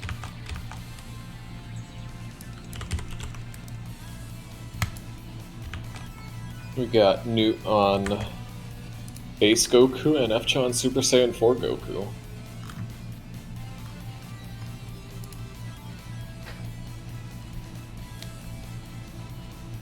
This has been a pretty long time ago, but I kind of always had this idea thrown around my head, or at least I've heard it be kind of discussed. Goku's a really generalist kind of character, while Super Saiyan 4 Goku is more like more attack-centered.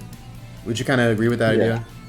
Yeah, I think I'd agree with that. I feel like the potential for just immediate damage is much higher on Super Saiyan 4 Goku with that ×10 Kamehameha. It's much more threatening. People will want to evasive out immediately.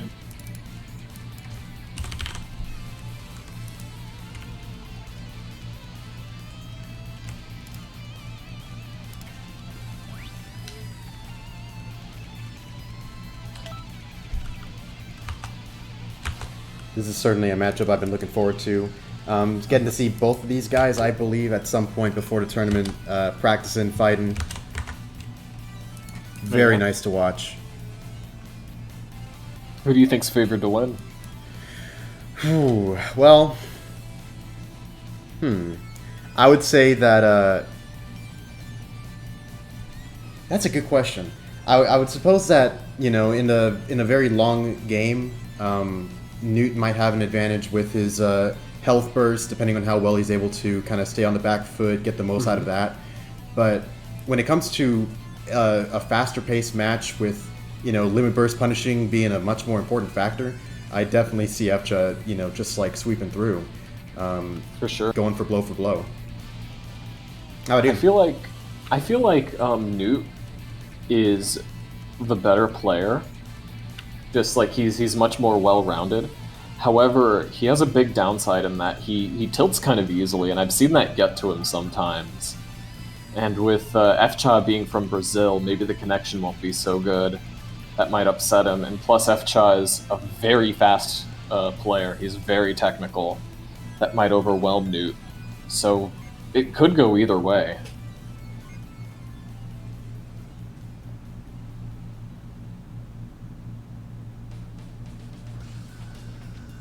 I think it'll come down to if Newt can force out these evasives from FJA. Oh, true. Since he is using a 3-bar evade. I think if he can do that, keep a level head, then he should be set to win. Interesting choice, going for God Goku instead. Higher regular combo damage with Ki Blast Cannon, but also a 3-bar evade of his own. This is a cool even matchup. higher. I like this. It's like two offensive Gokus just being offensive to each other. Oh, we got a grab tech. Not 5 seconds into the match. Yeah.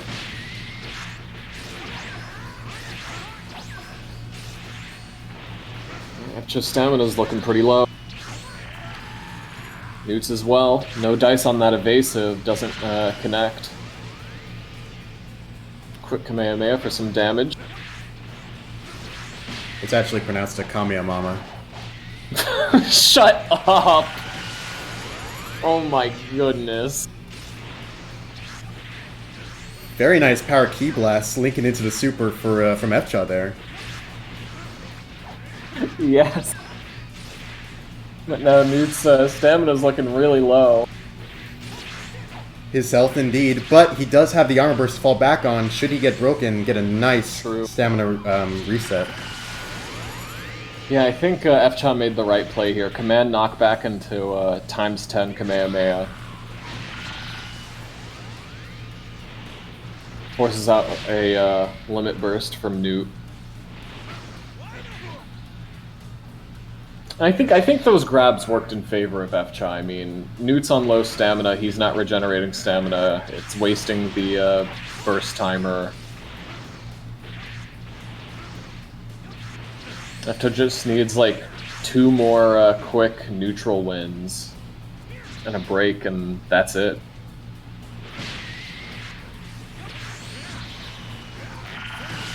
I have a feeling Newt's missing the ability to go for some dashing H, Godfist after a grab. Yeah.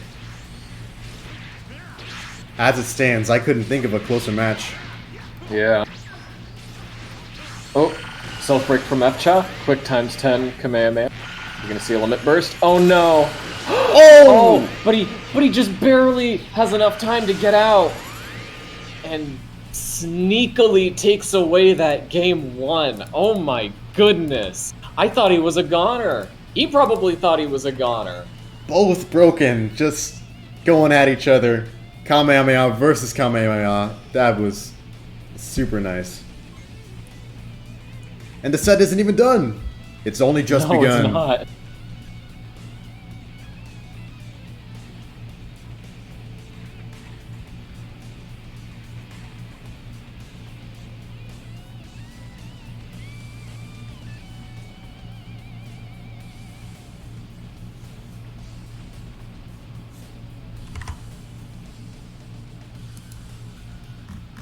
Alright, if I'm new, I'm thinking, alright, maybe I should, oh no. swap presets.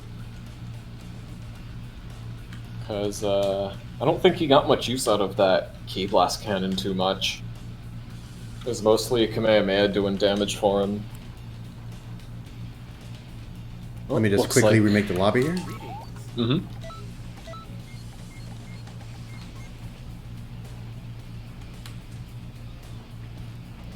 We're probably going to see a different Goku from Newt. As much as I would love to see another run back of the God versus 4 thing. Yeah.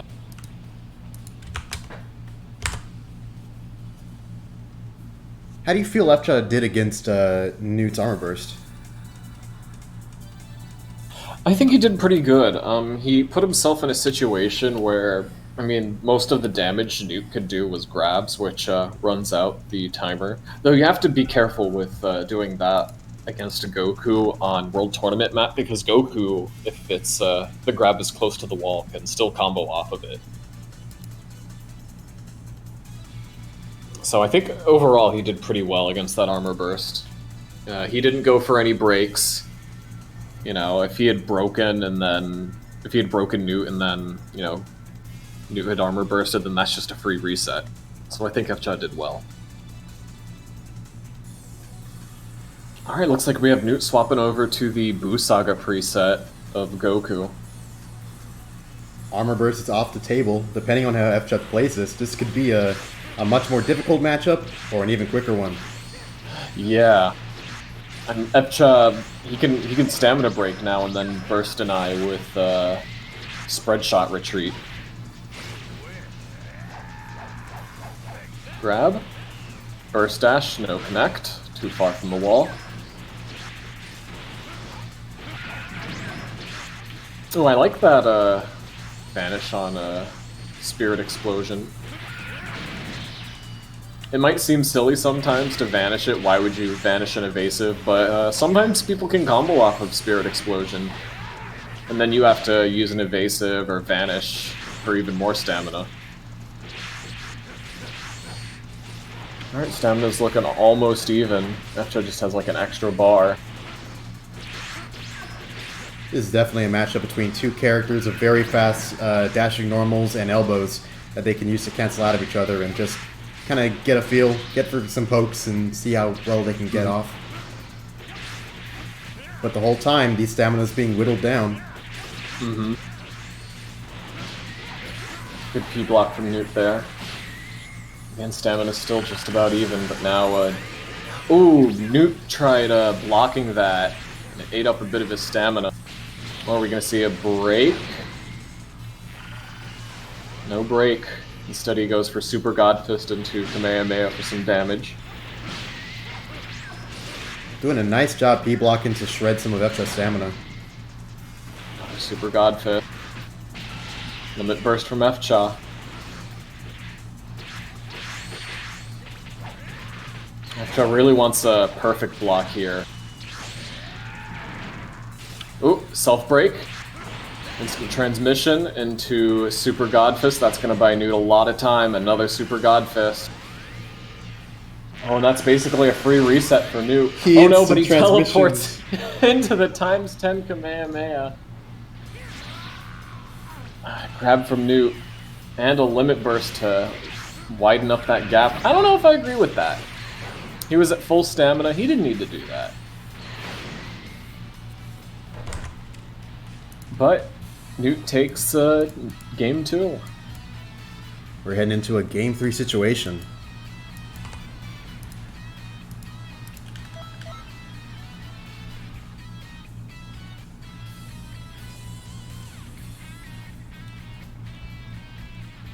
I'd say we're really seeing a situation where Newt on Goku has plenty of different options on how he wants to approach a match, either to be more offensively leaning or to, you know, be really nice with the long game with health bursts and all that, and God Fist, Burst and Eye. Fcha, he has to just challenge and, you know, fight whatever gets thrown at him. Only one preset to work with. Yeah.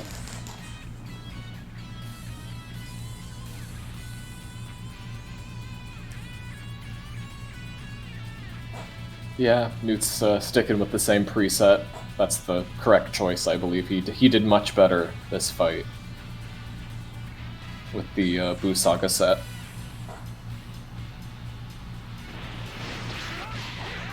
Alright, starting off with a Clash.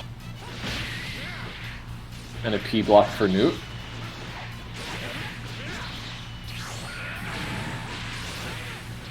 Ooh, that evasive was not able to hit Fcha out of his combo. Nice step cancel there from Fcha. He is moving this time. He wants to close out this game 3 quickly. What's he gonna do? ×10 Kame? He's making range out of that combo string. Yeah. Oh, he flies right past Newt, unfortunately. Spread shot retreat. Suddenly things look a bit more even. Yeah. Ooh, good P block. What are we going to see? A break. ×10 Kamehameha.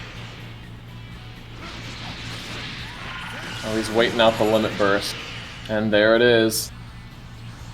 Now Fcha is at a pretty big disadvantage with that stamina. Another Super God Fist. Ooh, good P block. Oh my goodness. Could Fcha? Limit Burst. Limit Burst into P block on the evasive. My goodness. Oh my gosh, this is so close.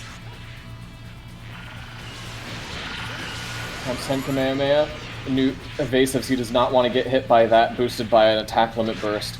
Oh, Fcha's just one neutral win away. Break. There's neutral win. The break. And this should be game 3 for Fcha. How's he going to finish this off? Super Kame. Ooh. Nice, very nice. In spectacular fashion.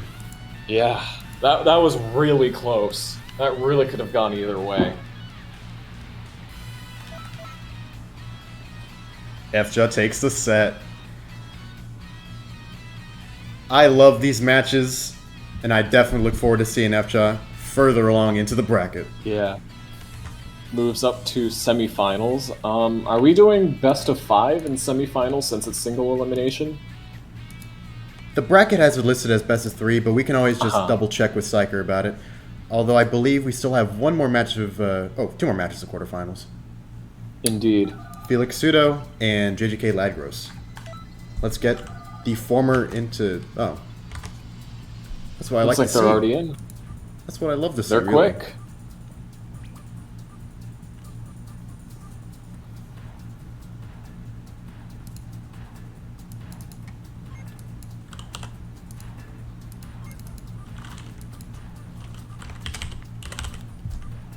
The further these guys get into the tournament, the more helpful it is for them later on in the tournament series. These placement points get them added points onto the leaderboard when it comes to picking team captain for the upcoming Universal Tournament. Wow, this is a really nice matchup too. Indeed.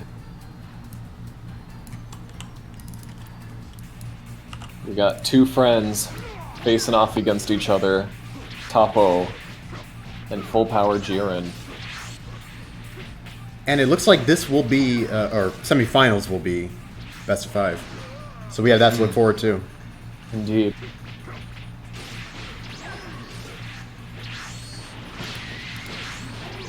Always love to see more Xenoverse.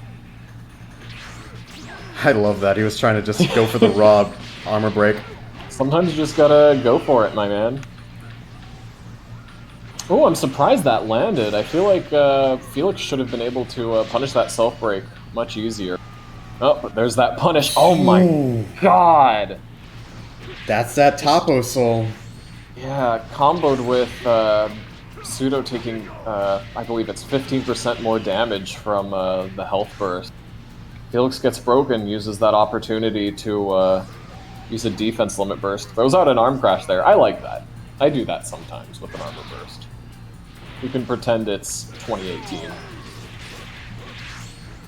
I'll always believe that Full Power Jiren has one of the most out there grab mechanics, where it also does stamina damage, just incrementally with each throw, or each swing of the throw. Yeah. Doesn't add up too much by the end of it, but I guess it'll accumulate over time, the more he does. It stops it from grabs being a gain of stamina for the opponent, which I think is pretty strong. Especially against a low stamina character that regenerates stamina slower, like Topo. Oh no, you lose! You lose, he says! He No just throws evasive to out use Power Rush. with his low stamina. Yeah. Felix on a 3-bar evade can't get out.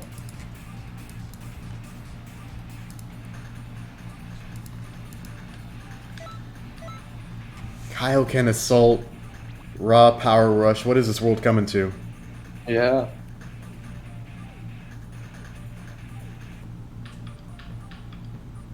Felix possibly feeling a little bit shaken. Yeah.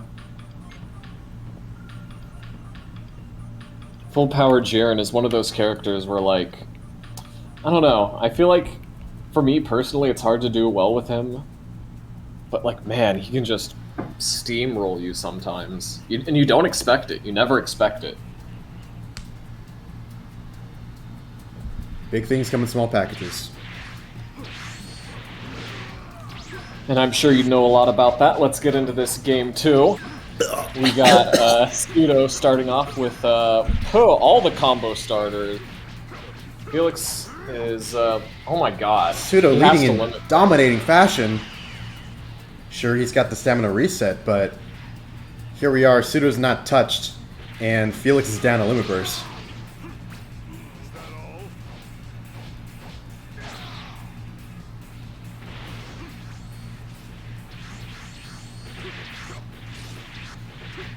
Pseudo has a pretty big lead here. Already taking Felix's limit burst off before the first minute even passes. I like that Pseudo chooses to stop his dashing assault after the first elbow. Having faith that Felix will usually be able to score that P block if he continues to string. Yeah.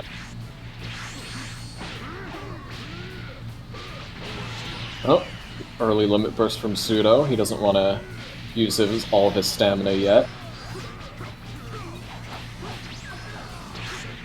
Uh-oh. That key bar is full. We might see another power rush. You lose! You lose! You lose! Oh my god. He Pseudo wins lost. 2-0. Where were you when Pseudo power rushed Felix twice in a row and eliminated him?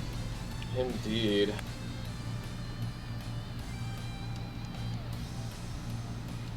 Good day, sir.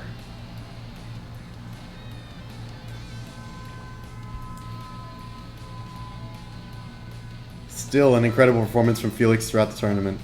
Also, Indeed. I'm really glad he gets to compete with Topo, a character that I know he beloves.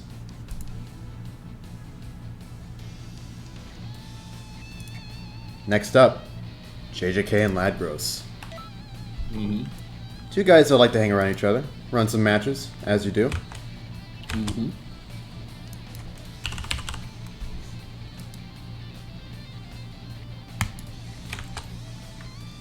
We've seen in previous tournaments, Ladgros has just been getting better and better. His mechanical skill, able to score some really nice combos, make the most out of his advantage options. I would say he's definitely going to be here to surprise this tournament. He's already done a really nice job against Bandude, if I recall correctly. Mm-hmm. Now we get to see how he stacks up against JJK in his own second match. And it looks like they're both in now. It's just a prank.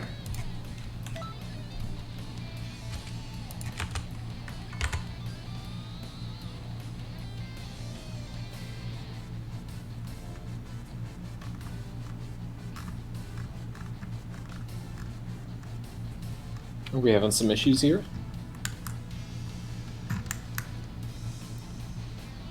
Hopefully not. JJK is definitely someone that I'm really excited to see for the rest of this tournament. Possibly going to make use out of the Ginyu clause to switch over to a different character.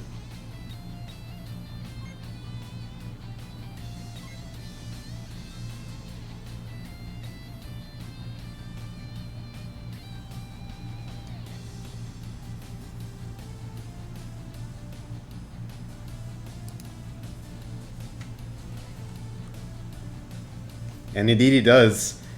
Body changing Revi earlier in the bracket. JJK has stolen his body, now going in as Fu. Yeah. And against a character with a 3-bar evade, Felix is, or JJK rather, is probably going to run over Ladgros with that alternating pressure. We've gotten to see this particular matchup before, Goku, some version of Goku versus Fu. So I'm hopeful that Ladgros will be able to take heed of matches that have already happened and see what he can apply in that regard. He's doing a good job of getting JJK's stamina down, but now his stamina is also looking pretty low. This clash gives him some breathing room. Oh, let's go with block a little too early there. No stamina to work with.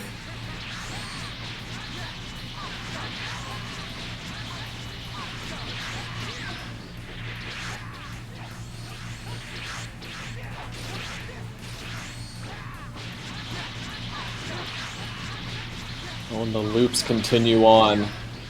Not a bad combo indeed. Defense limit burst. Gets grabbed.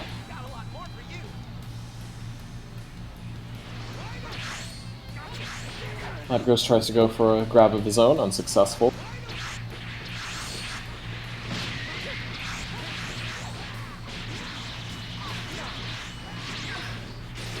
Oh, Ladgros is in the danger zone. Are we going to see a break? There's the break.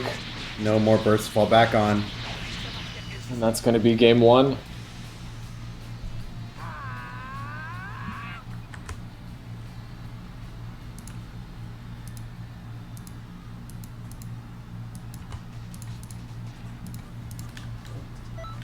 The set continues. Our last in quarterfinals.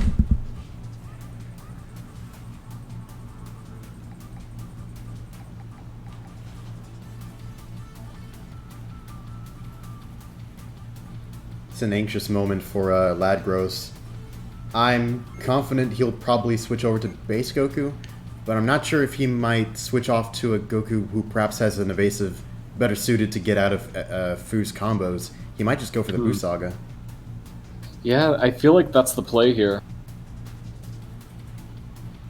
Or maybe he could take notes from Z-Wolf and use Solar Flare, but looks like we're not going to see that. We're going to see the Busaga Goku.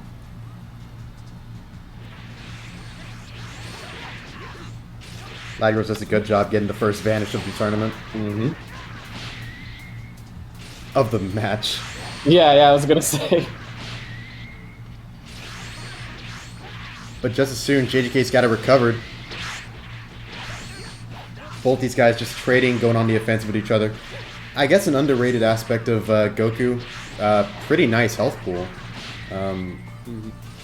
I'd say Lagros might be using this to kind of have a nice leverage against Fu. Oh, but he's a little too slippery to get caught by that instant transmission God Fist.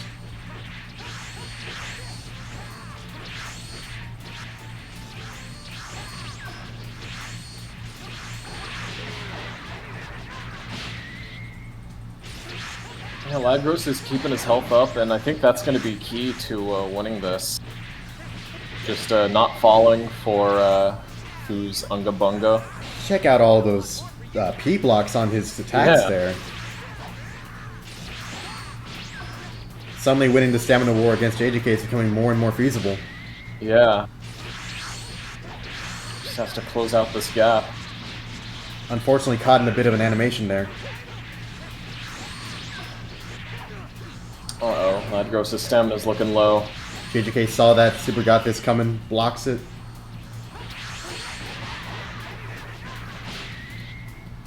Gosh, let's Lagros regenerate some extra stamina from his defense, health burst, rather.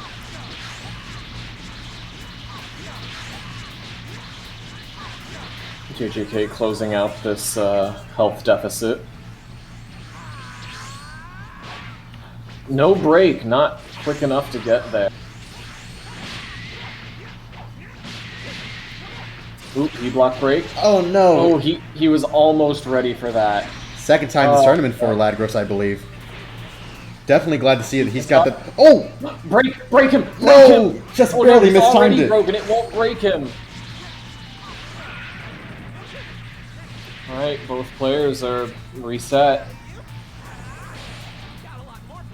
Lagros on his last bar of health, but this is still doable. He's still playing Goku. I'm not convinced that untransformed Goku would be able to possibly get the full damage needed to kill JJK off a break at this moment, but perhaps if he litters more damage with these God Fists over time, by the time he's able to get in that position, he'll be fine. Ooh, nailing with the sneaky strike. Keeps getting hit by these sneaky strikes. Already down to his last bar of stamina again. Good block there, but he back hits in the wrong direction, unfortunately. You're gonna see a break. There's the break. And JJK wins game 2 and the set.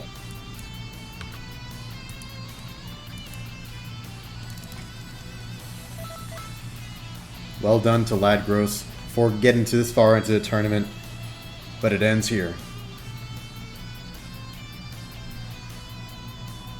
I would say when it comes to what he had the potential to do, if he could have, you know, really made sure he was there whenever he predicted the Lumen Burst and, you know, didn't get himself into a situation where he'd still get hit by it, he'd be doing just fine. Seeing those opportunities to go for, like, the Dashing H Super God Fists or the Instant Transmission God Fists, I would say that, you know, there had to be like an adaptation once he saw that JJK wasn't going to fall for it or that he was able to block it pretty consistently. But I would say all the pieces are there for a really nice Lagros Goku for a future tournament. What do you think? Yeah, for sure. I've seen Lagros slowly get better. He's always been like very good technically, but sometimes his decision making isn't the best. Like earlier in that game 2, I saw him do a Super God Fist, and he had the option to Kamehameha or do a Dashing Light to continue the combo, but he waited. He wasn't sure what he wanted to do, I think, and he just waited and then threw out a Kamehameha, and it didn't connect because he was too late to decide on what to do. I think once he gets better at deciding, you know, what he wants to do, comboed with his decent execution, he'll be a scary Goku player in the future.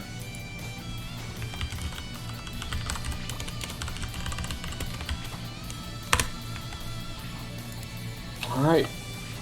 We got semifinals now, best of 5.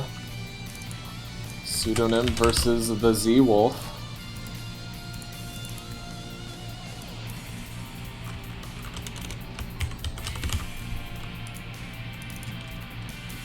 Just fumbling over the scoreboard. There we go.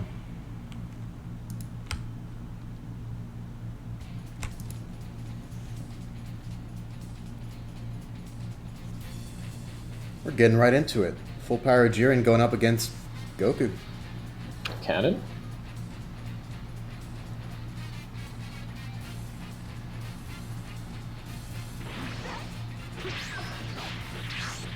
Alright, Pseudo with the first combo start for forcing Z-Wolf to vanish. Don't look fetal, says Pseudo. I still don't know what that means. It's been 5 years. Don't look fetal.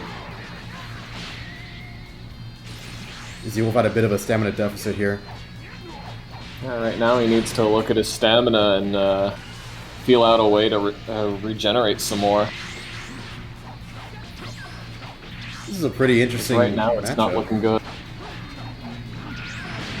Oh! Oh my goodness, and the power wall to deny the limit burst!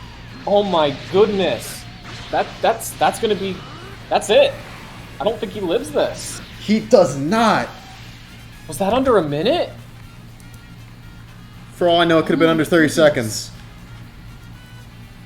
53 seconds. 53 seconds. Oh my goodness. With a series of perfectly timed P blocks, lining up the ultimates, going right into it. Wow. Jesus, that's long enough to fit into a Twitch clip. It fits into it, Psyker agrees. Yeah, yeah.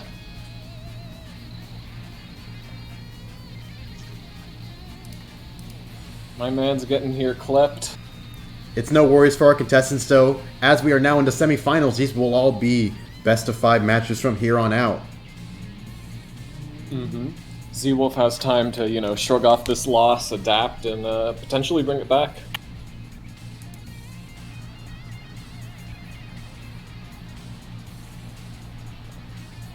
Staying on the same preset. Mm-hmm.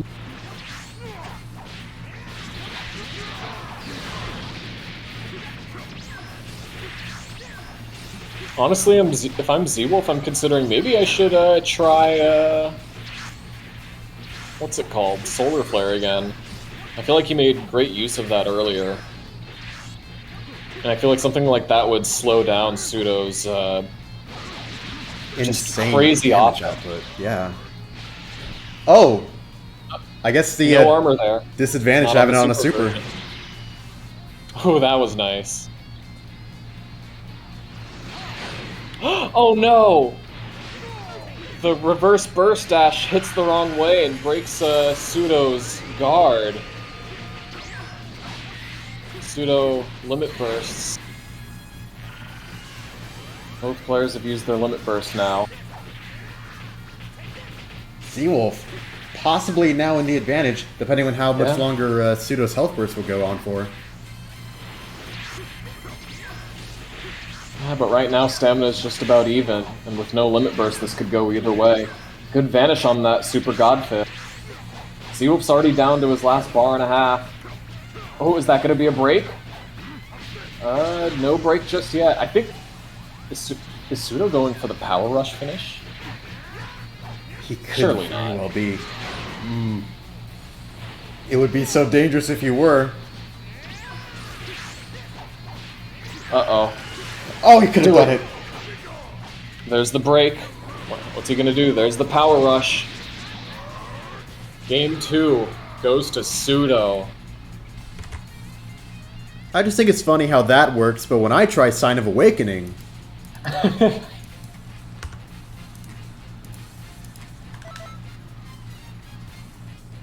possibly game point for this set.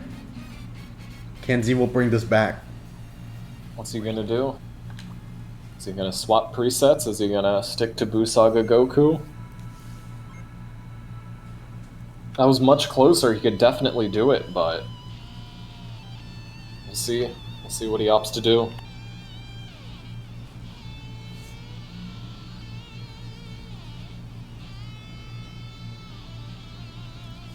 It's being whipped out, bros.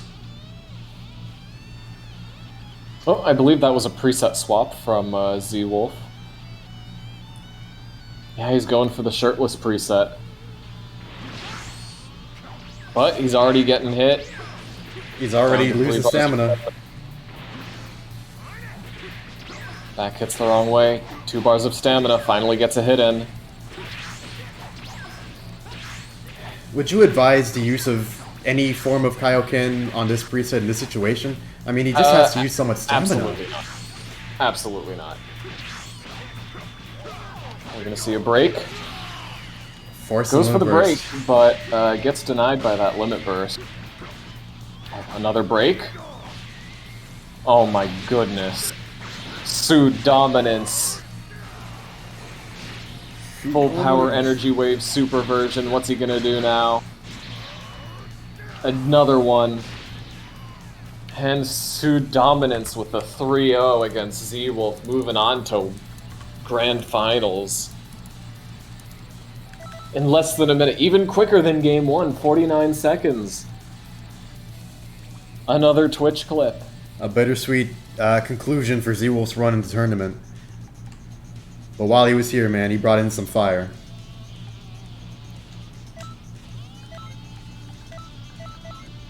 We'll be moving on to the next match of semifinals.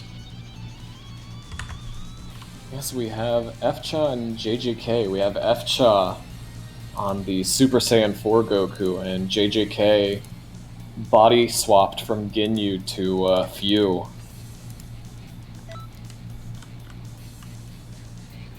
It's going to be real tough for F-Cha having to use a 3-bar evade against Fu. It's a shame we couldn't have gotten Yamcha into this tournament in some form or fashion. Our typical Yamcha enjoyer or Yamcha enthusiast couldn't have turned out for this tournament. If he did, you know, there might have been a chance we could have seen some Yamchad. Mm-hmm. But alas and alack.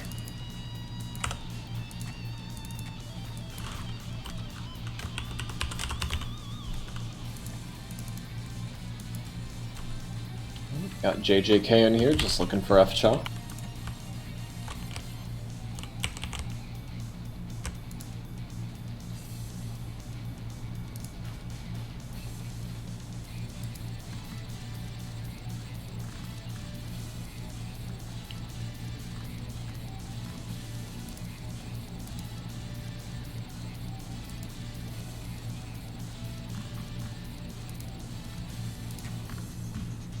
So, what are you expecting to see from this fight?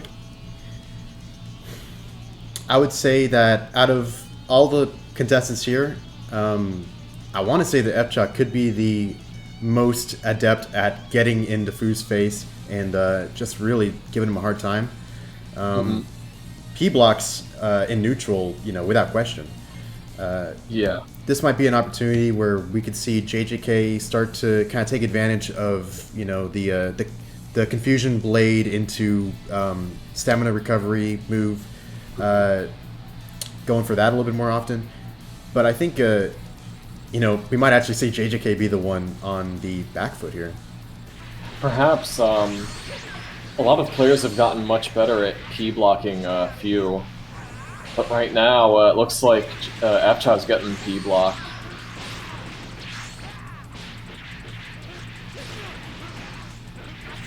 F-Cha finally gets a hit in. Another grab from JJ, though. Pretty and potent another grab. in comparison to the average of the cast. Oh, F-Cha said no more. No more grab. I should have probably mentioned that JJK has a profound hatred of playing against Brazilian connections, so no surprise here that we're seeing these grabs being thrown out. Good, reliable damage. He went in for another one there. And another one there. Oh no, his stamina's already gone. He got lost in the sauce, man. Oh! And an HP limit burst already, less than a minute in. Oh, and he's down to his last bar. All F-Cha needs is one more neutral win. Oh, unfortunately the break does not connect. Nice. Sneaky strike more as an evasive maneuver rather than natural attack.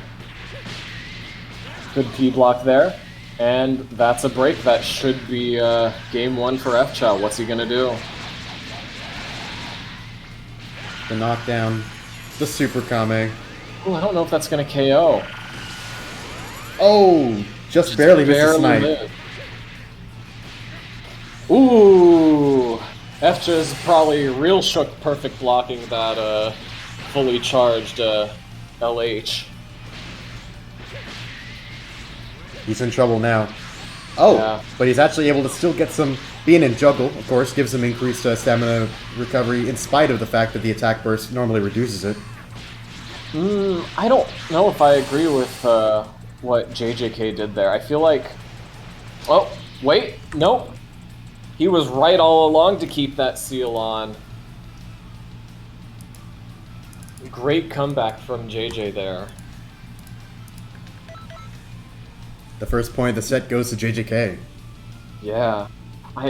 Honestly, if I were JJ there, I would have used that remote serious bomb a little earlier to force out the evasive sooner, but he decided to keep it on, keep the seal on, and use it later, and that worked out for him. It's a shame F-Chow wasn't able to make the most out of his stamina break punish there. I'm pretty sure he has the ability, especially with someone who has a high, stamina like Fu. Once you get them broken, you could easily do like 20k in excess damage. Yeah. Did he not have enough ki for like a Dragon Fist or something? Maybe he didn't have time to set it up. I would imagine so. You have so many different options. You have these combos, you have these normals, knockdowns, knockaways, Super Kame times 10, Dragon Fist. I guess, trying to see which combination will do you the best might be difficult to make in such a quick amount of time.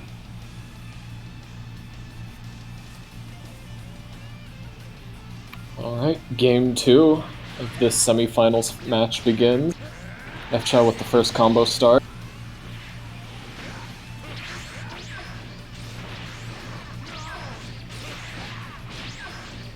Nice cross-up. JJ's moving around. Ooh, amazing P block there. Times 10, JJ evasives. I don't know if he needed to. That didn't look like it was correcting onto JJ there. Another P block. We see an early break. No break.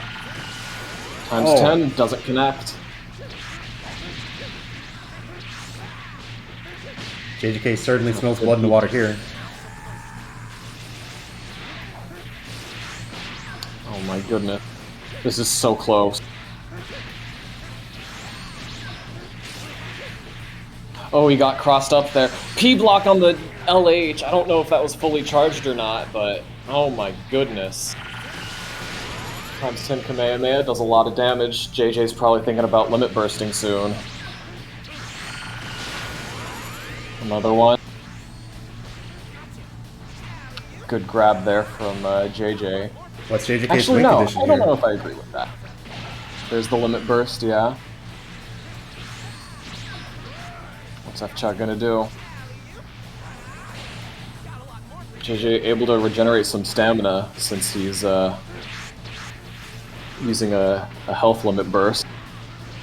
What's F-Chow gonna do now? He just needs one more combo start. Gets hit by the LHH. Probably preferable than just holding grab against that. Yeah. Not gonna see a limit burst soon? No, not yet. P block, but F-Chow gets grabbed. Very even game now. The third whiff times 10. Yeah.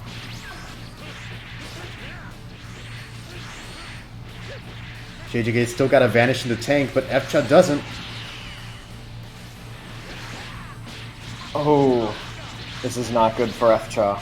I can understand the idea. He wanted to get some cheeky dashing H just to immediately just nuke him.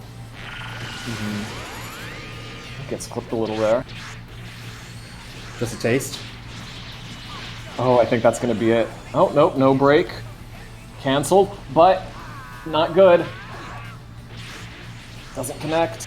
Cannot believe the reverse burst actually can connect there. Oh no, and he gets guard broken. The one that got away. The one that he couldn't perfect block.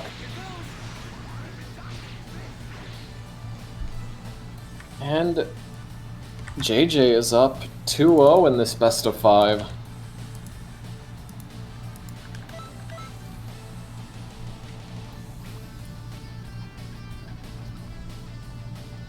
These are proven to be devastatingly close matches, but I'm sure that FCHA does have the ability to turn this back around. It'll just come down to like these split-second decisions between what JJK is going to do, how he punishes it.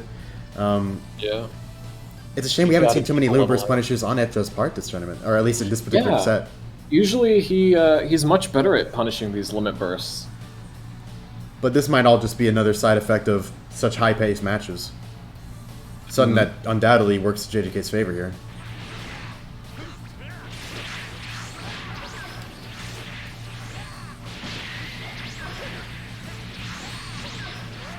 I would say JJK is also doing a really nice job playing around FCHA when he goes into attack burst mode.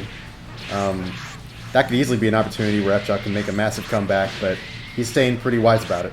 Yeah. Stamina's just about even.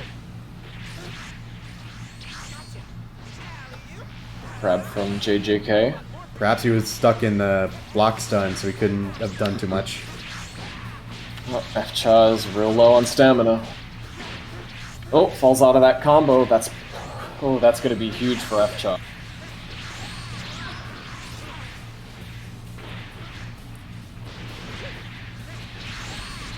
Oh my goodness, these LHs are catching FCHA so much. What's FCHA gonna do? Ooh, he's gonna perfect block, but he gets it again. Oh no, FCHA. If he had done the after image strike, he might have been able to get out. That's some damage. No health recovery coming his way. No. But a very nice way to punish that charge key wave. A lot of damage from that attack limit burst, at least.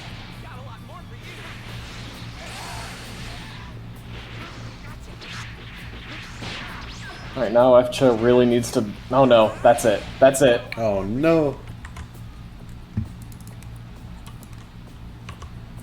JJK closes out game 3. With a series of strong neutral wins and a Yeah. powerful grab to close it out.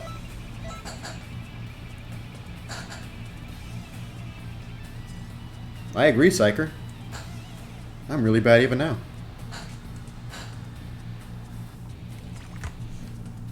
So does that mean what I think it means? Grand Finals. It has begun. Between two pretty goofy characters, Pseudonym and JJK.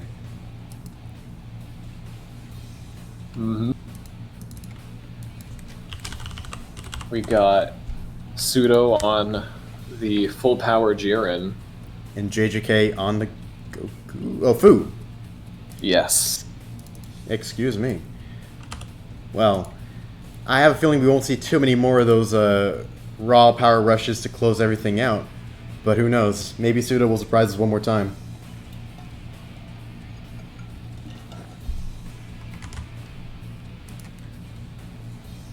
Yeah, I feel like this is going to be a very tough matchup for Pseudo. I mean, full power Jiren, another character with a 3-bar evade that Fu can exploit. But we'll see.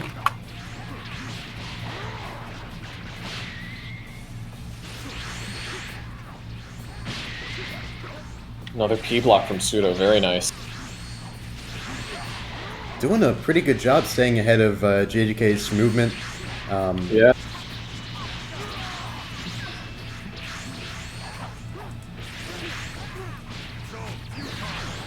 Evasive doesn't connect. That's what I'm talking about. It looks a bit exploitable by Fu. And he gets caught out of his limit burst, too. Oh, he did not need to vanish after Sneaky Strike there, either. He's just throwing this stamina away. And his health to boot.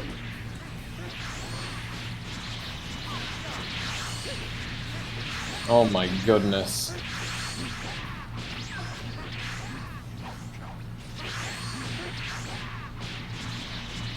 No limit burst either. That's gonna be a quick game 1 for JJK. You look at a character like Fu and you say, okay, well, definitely very strong neutral, but maybe I can just get away with letting him punch me for a while so I can get my stamina up. Yeah. Not always the safest thing to go for, you know? No. That stuff will add up, and it will be pretty devastating later in the game.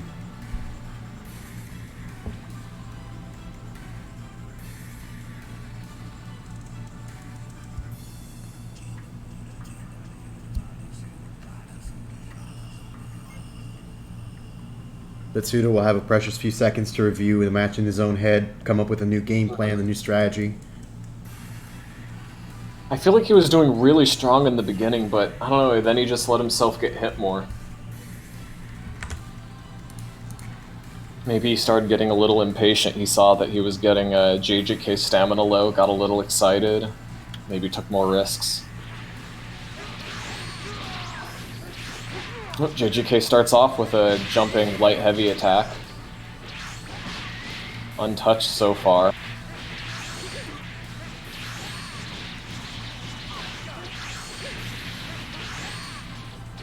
Tough to find the vanish window in that kind of combo. I think we're getting some desync here.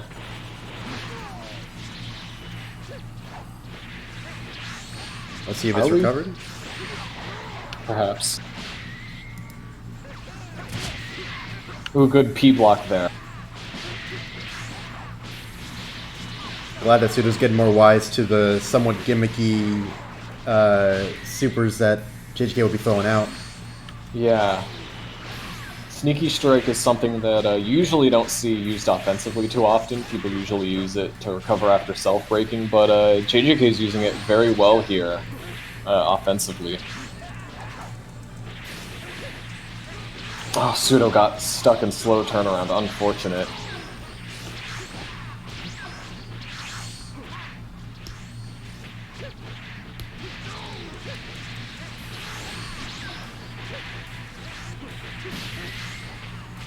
P block. Can anything slow down JJK's momentum right now? Doesn't seem like it, not even this limit burst.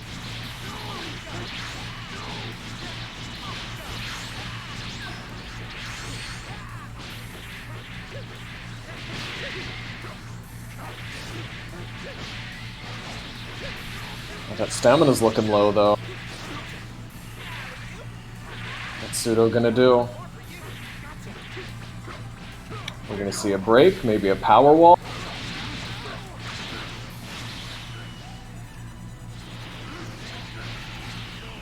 Just barely in range to get stunned by the limit burst. Power wall? Is it gonna be enough? No, it's not. Unfortunately, couldn't connect that power impact.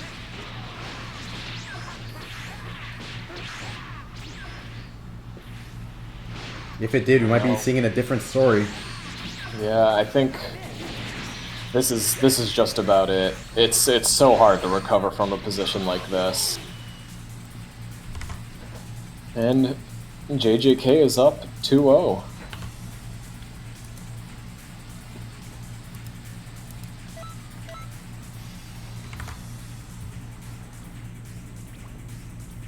We could very well be at the final match of this tournament.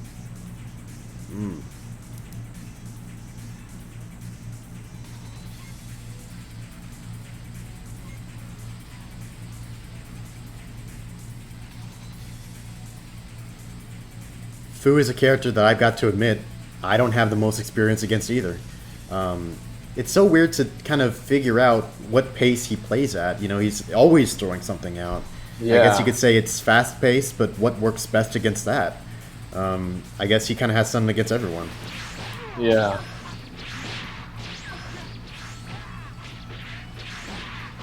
Well, one way or another. We're getting into this game 3. Sudo stamina's looking low, though. But so is JJ's. Good P block there. Good back hit. Power wall. Oh no. Luckily, you don't get vulnerable long enough to get stamina broken so easily from that. No. And I think, oh no, that was definitely a misinput. Oh! You love to see it? Can he punish? What are you gonna see? No break, but JJK limit burst, probably expecting it.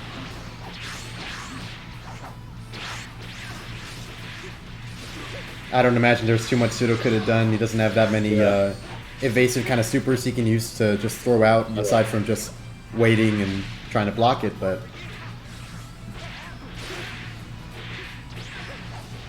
Right now, if I'm Pseudo, I'm thinking force out this last Vanish, and maybe get like a Power Rush after a Stamina Break or something.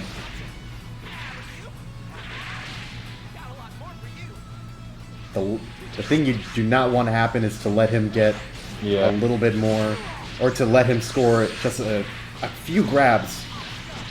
Each single one is a significant portion of your health. I like that limit burst to not to use his stamina. Keep up the pressure. Oh no.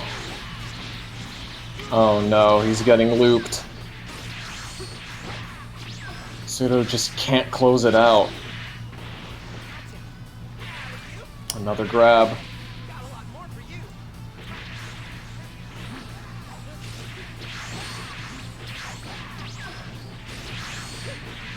Pseudo's probably anticipating JJK to play a little bit more safer now that he's on the dangerous level of stamina here. Oh no! The full power energy play volley goes past his evasive.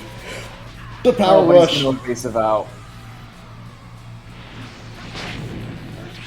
Oh, can he get this last neutral win? No, he does not. And Felix wins, or JJK rather, 3-0.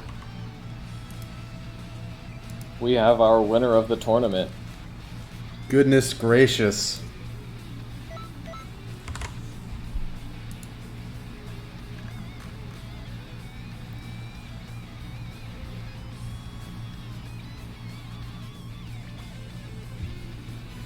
Outstanding performances from everyone who competed in this tournament. Yeah. Now let's see if our contestant would be able to have a nice little symbolic match against the champion of the previous odd-numbered Tenkaichi Budokai. Ooh, yeah, that's right. We got the champion versus champion match. Do you, who did Felix use? Oh, Felix used Super Saiyan Blue Goku.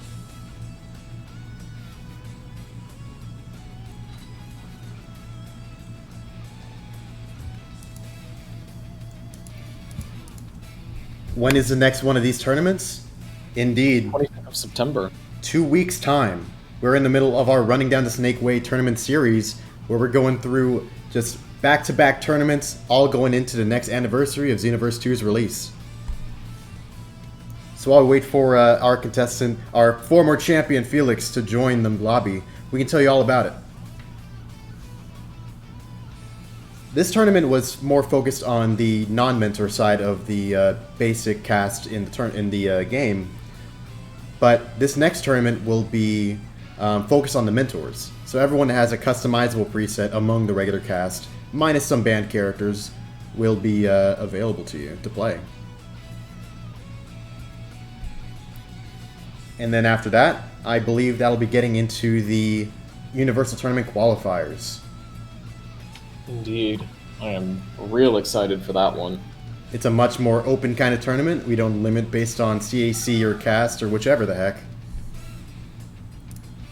And the people who get into top 8 get to go to the Universal Tournament. And speaking of which, when it comes to who gets to be the team captain of these universes, JJK has undoubtedly made quite a large amount of points in that regard. So stay tuned. We might be able to drop the updated leaderboards on the Discord server pretty soon. But hey, let's get into this fun symbolic match, best of one. Felix will be using... I wonder if he's going to be using the same character. Typically, the play is to, use the same character that you used the last tournament, regardless of any rule changes in this tournament. And to think, JJK did all of this. he didn't even start off with Fu. He started with Ginyu, and through the body change clause, which I've never seen actually be affected or used, he was able to use it and win the tournament with the Fu that he defeated from Revi.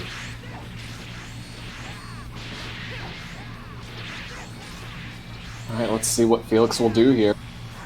He's getting grabbed. Jumping attack afterwards, gets perfect block. Blue Goku. In some ways, pretty similar to the Buu Saga preset of regular Goku, but with all the resources, all the moves that you love to see on a Goku. Spirit Explosion, and a very beneficial Limit Burst to use for resetting your stamina.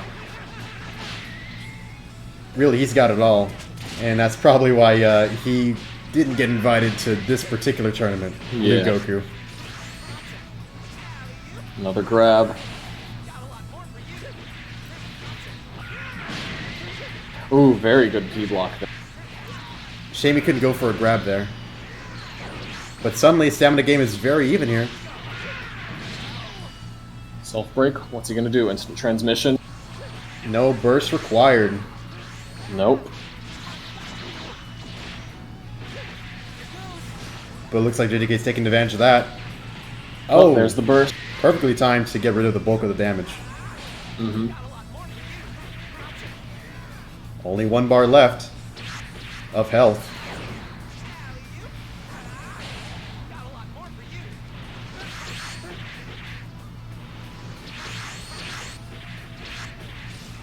Felix has all the options in the world to punish any Limit Burst attempt coming off of JJK. So he's hoping for it not to come to that. Oh my god, these grabs are just on point from JJK. Taking advantage of the fact that he conditions his opponent, forcing him to block against as many range assaults. He gets the perfect opportunity to do so each time. Felix had a combo start there that could have led to a break, but I don't think he believed. Ooh, and a Limit Burst from JJK that...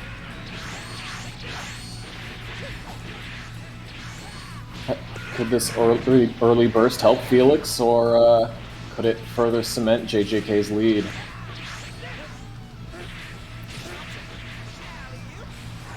Without a doubt. Oh, JJK back to a white bar. Yeah. If only for a little bit. I would say Blue Goku more than capable even without Kaioken to score a game-winning kill even from this amount of health deficit. Yeah. But it's just the same on the other side as well. One grab will do it. Oh, that perfect block, that perfect block. That perfect block! No, he should have vanished. With aplomb. JJK wins. Outstanding play. Defeating the former champion with the former champion character.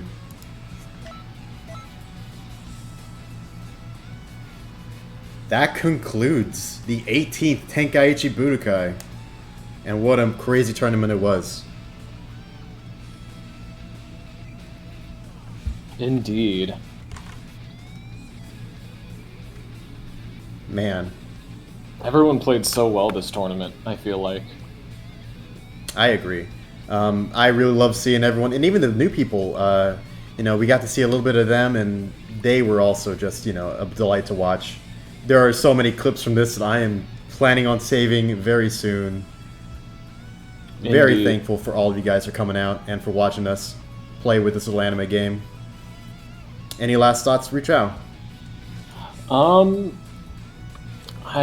curious to see if JJK will use a few in the next tournament too, in the Mentor tournament. He played so well. I think he'd have a good shot at winning that one too.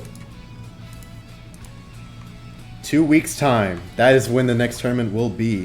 So if you'd like to watch, or if you'd just like to hang out with everyone else, possibly even compete, feel free to join our PC, Discord, Xenoverse, Tenkaichi Budokai server. Yes, link is now in the stream chat, so join up if you're interested in participating in 2 weeks' time. The Snake Road journey will continue. Hope this guy gives you, and hope this all gives you an opportunity to check out and to finally find out who will be the other greatest under the heavens. See y'all.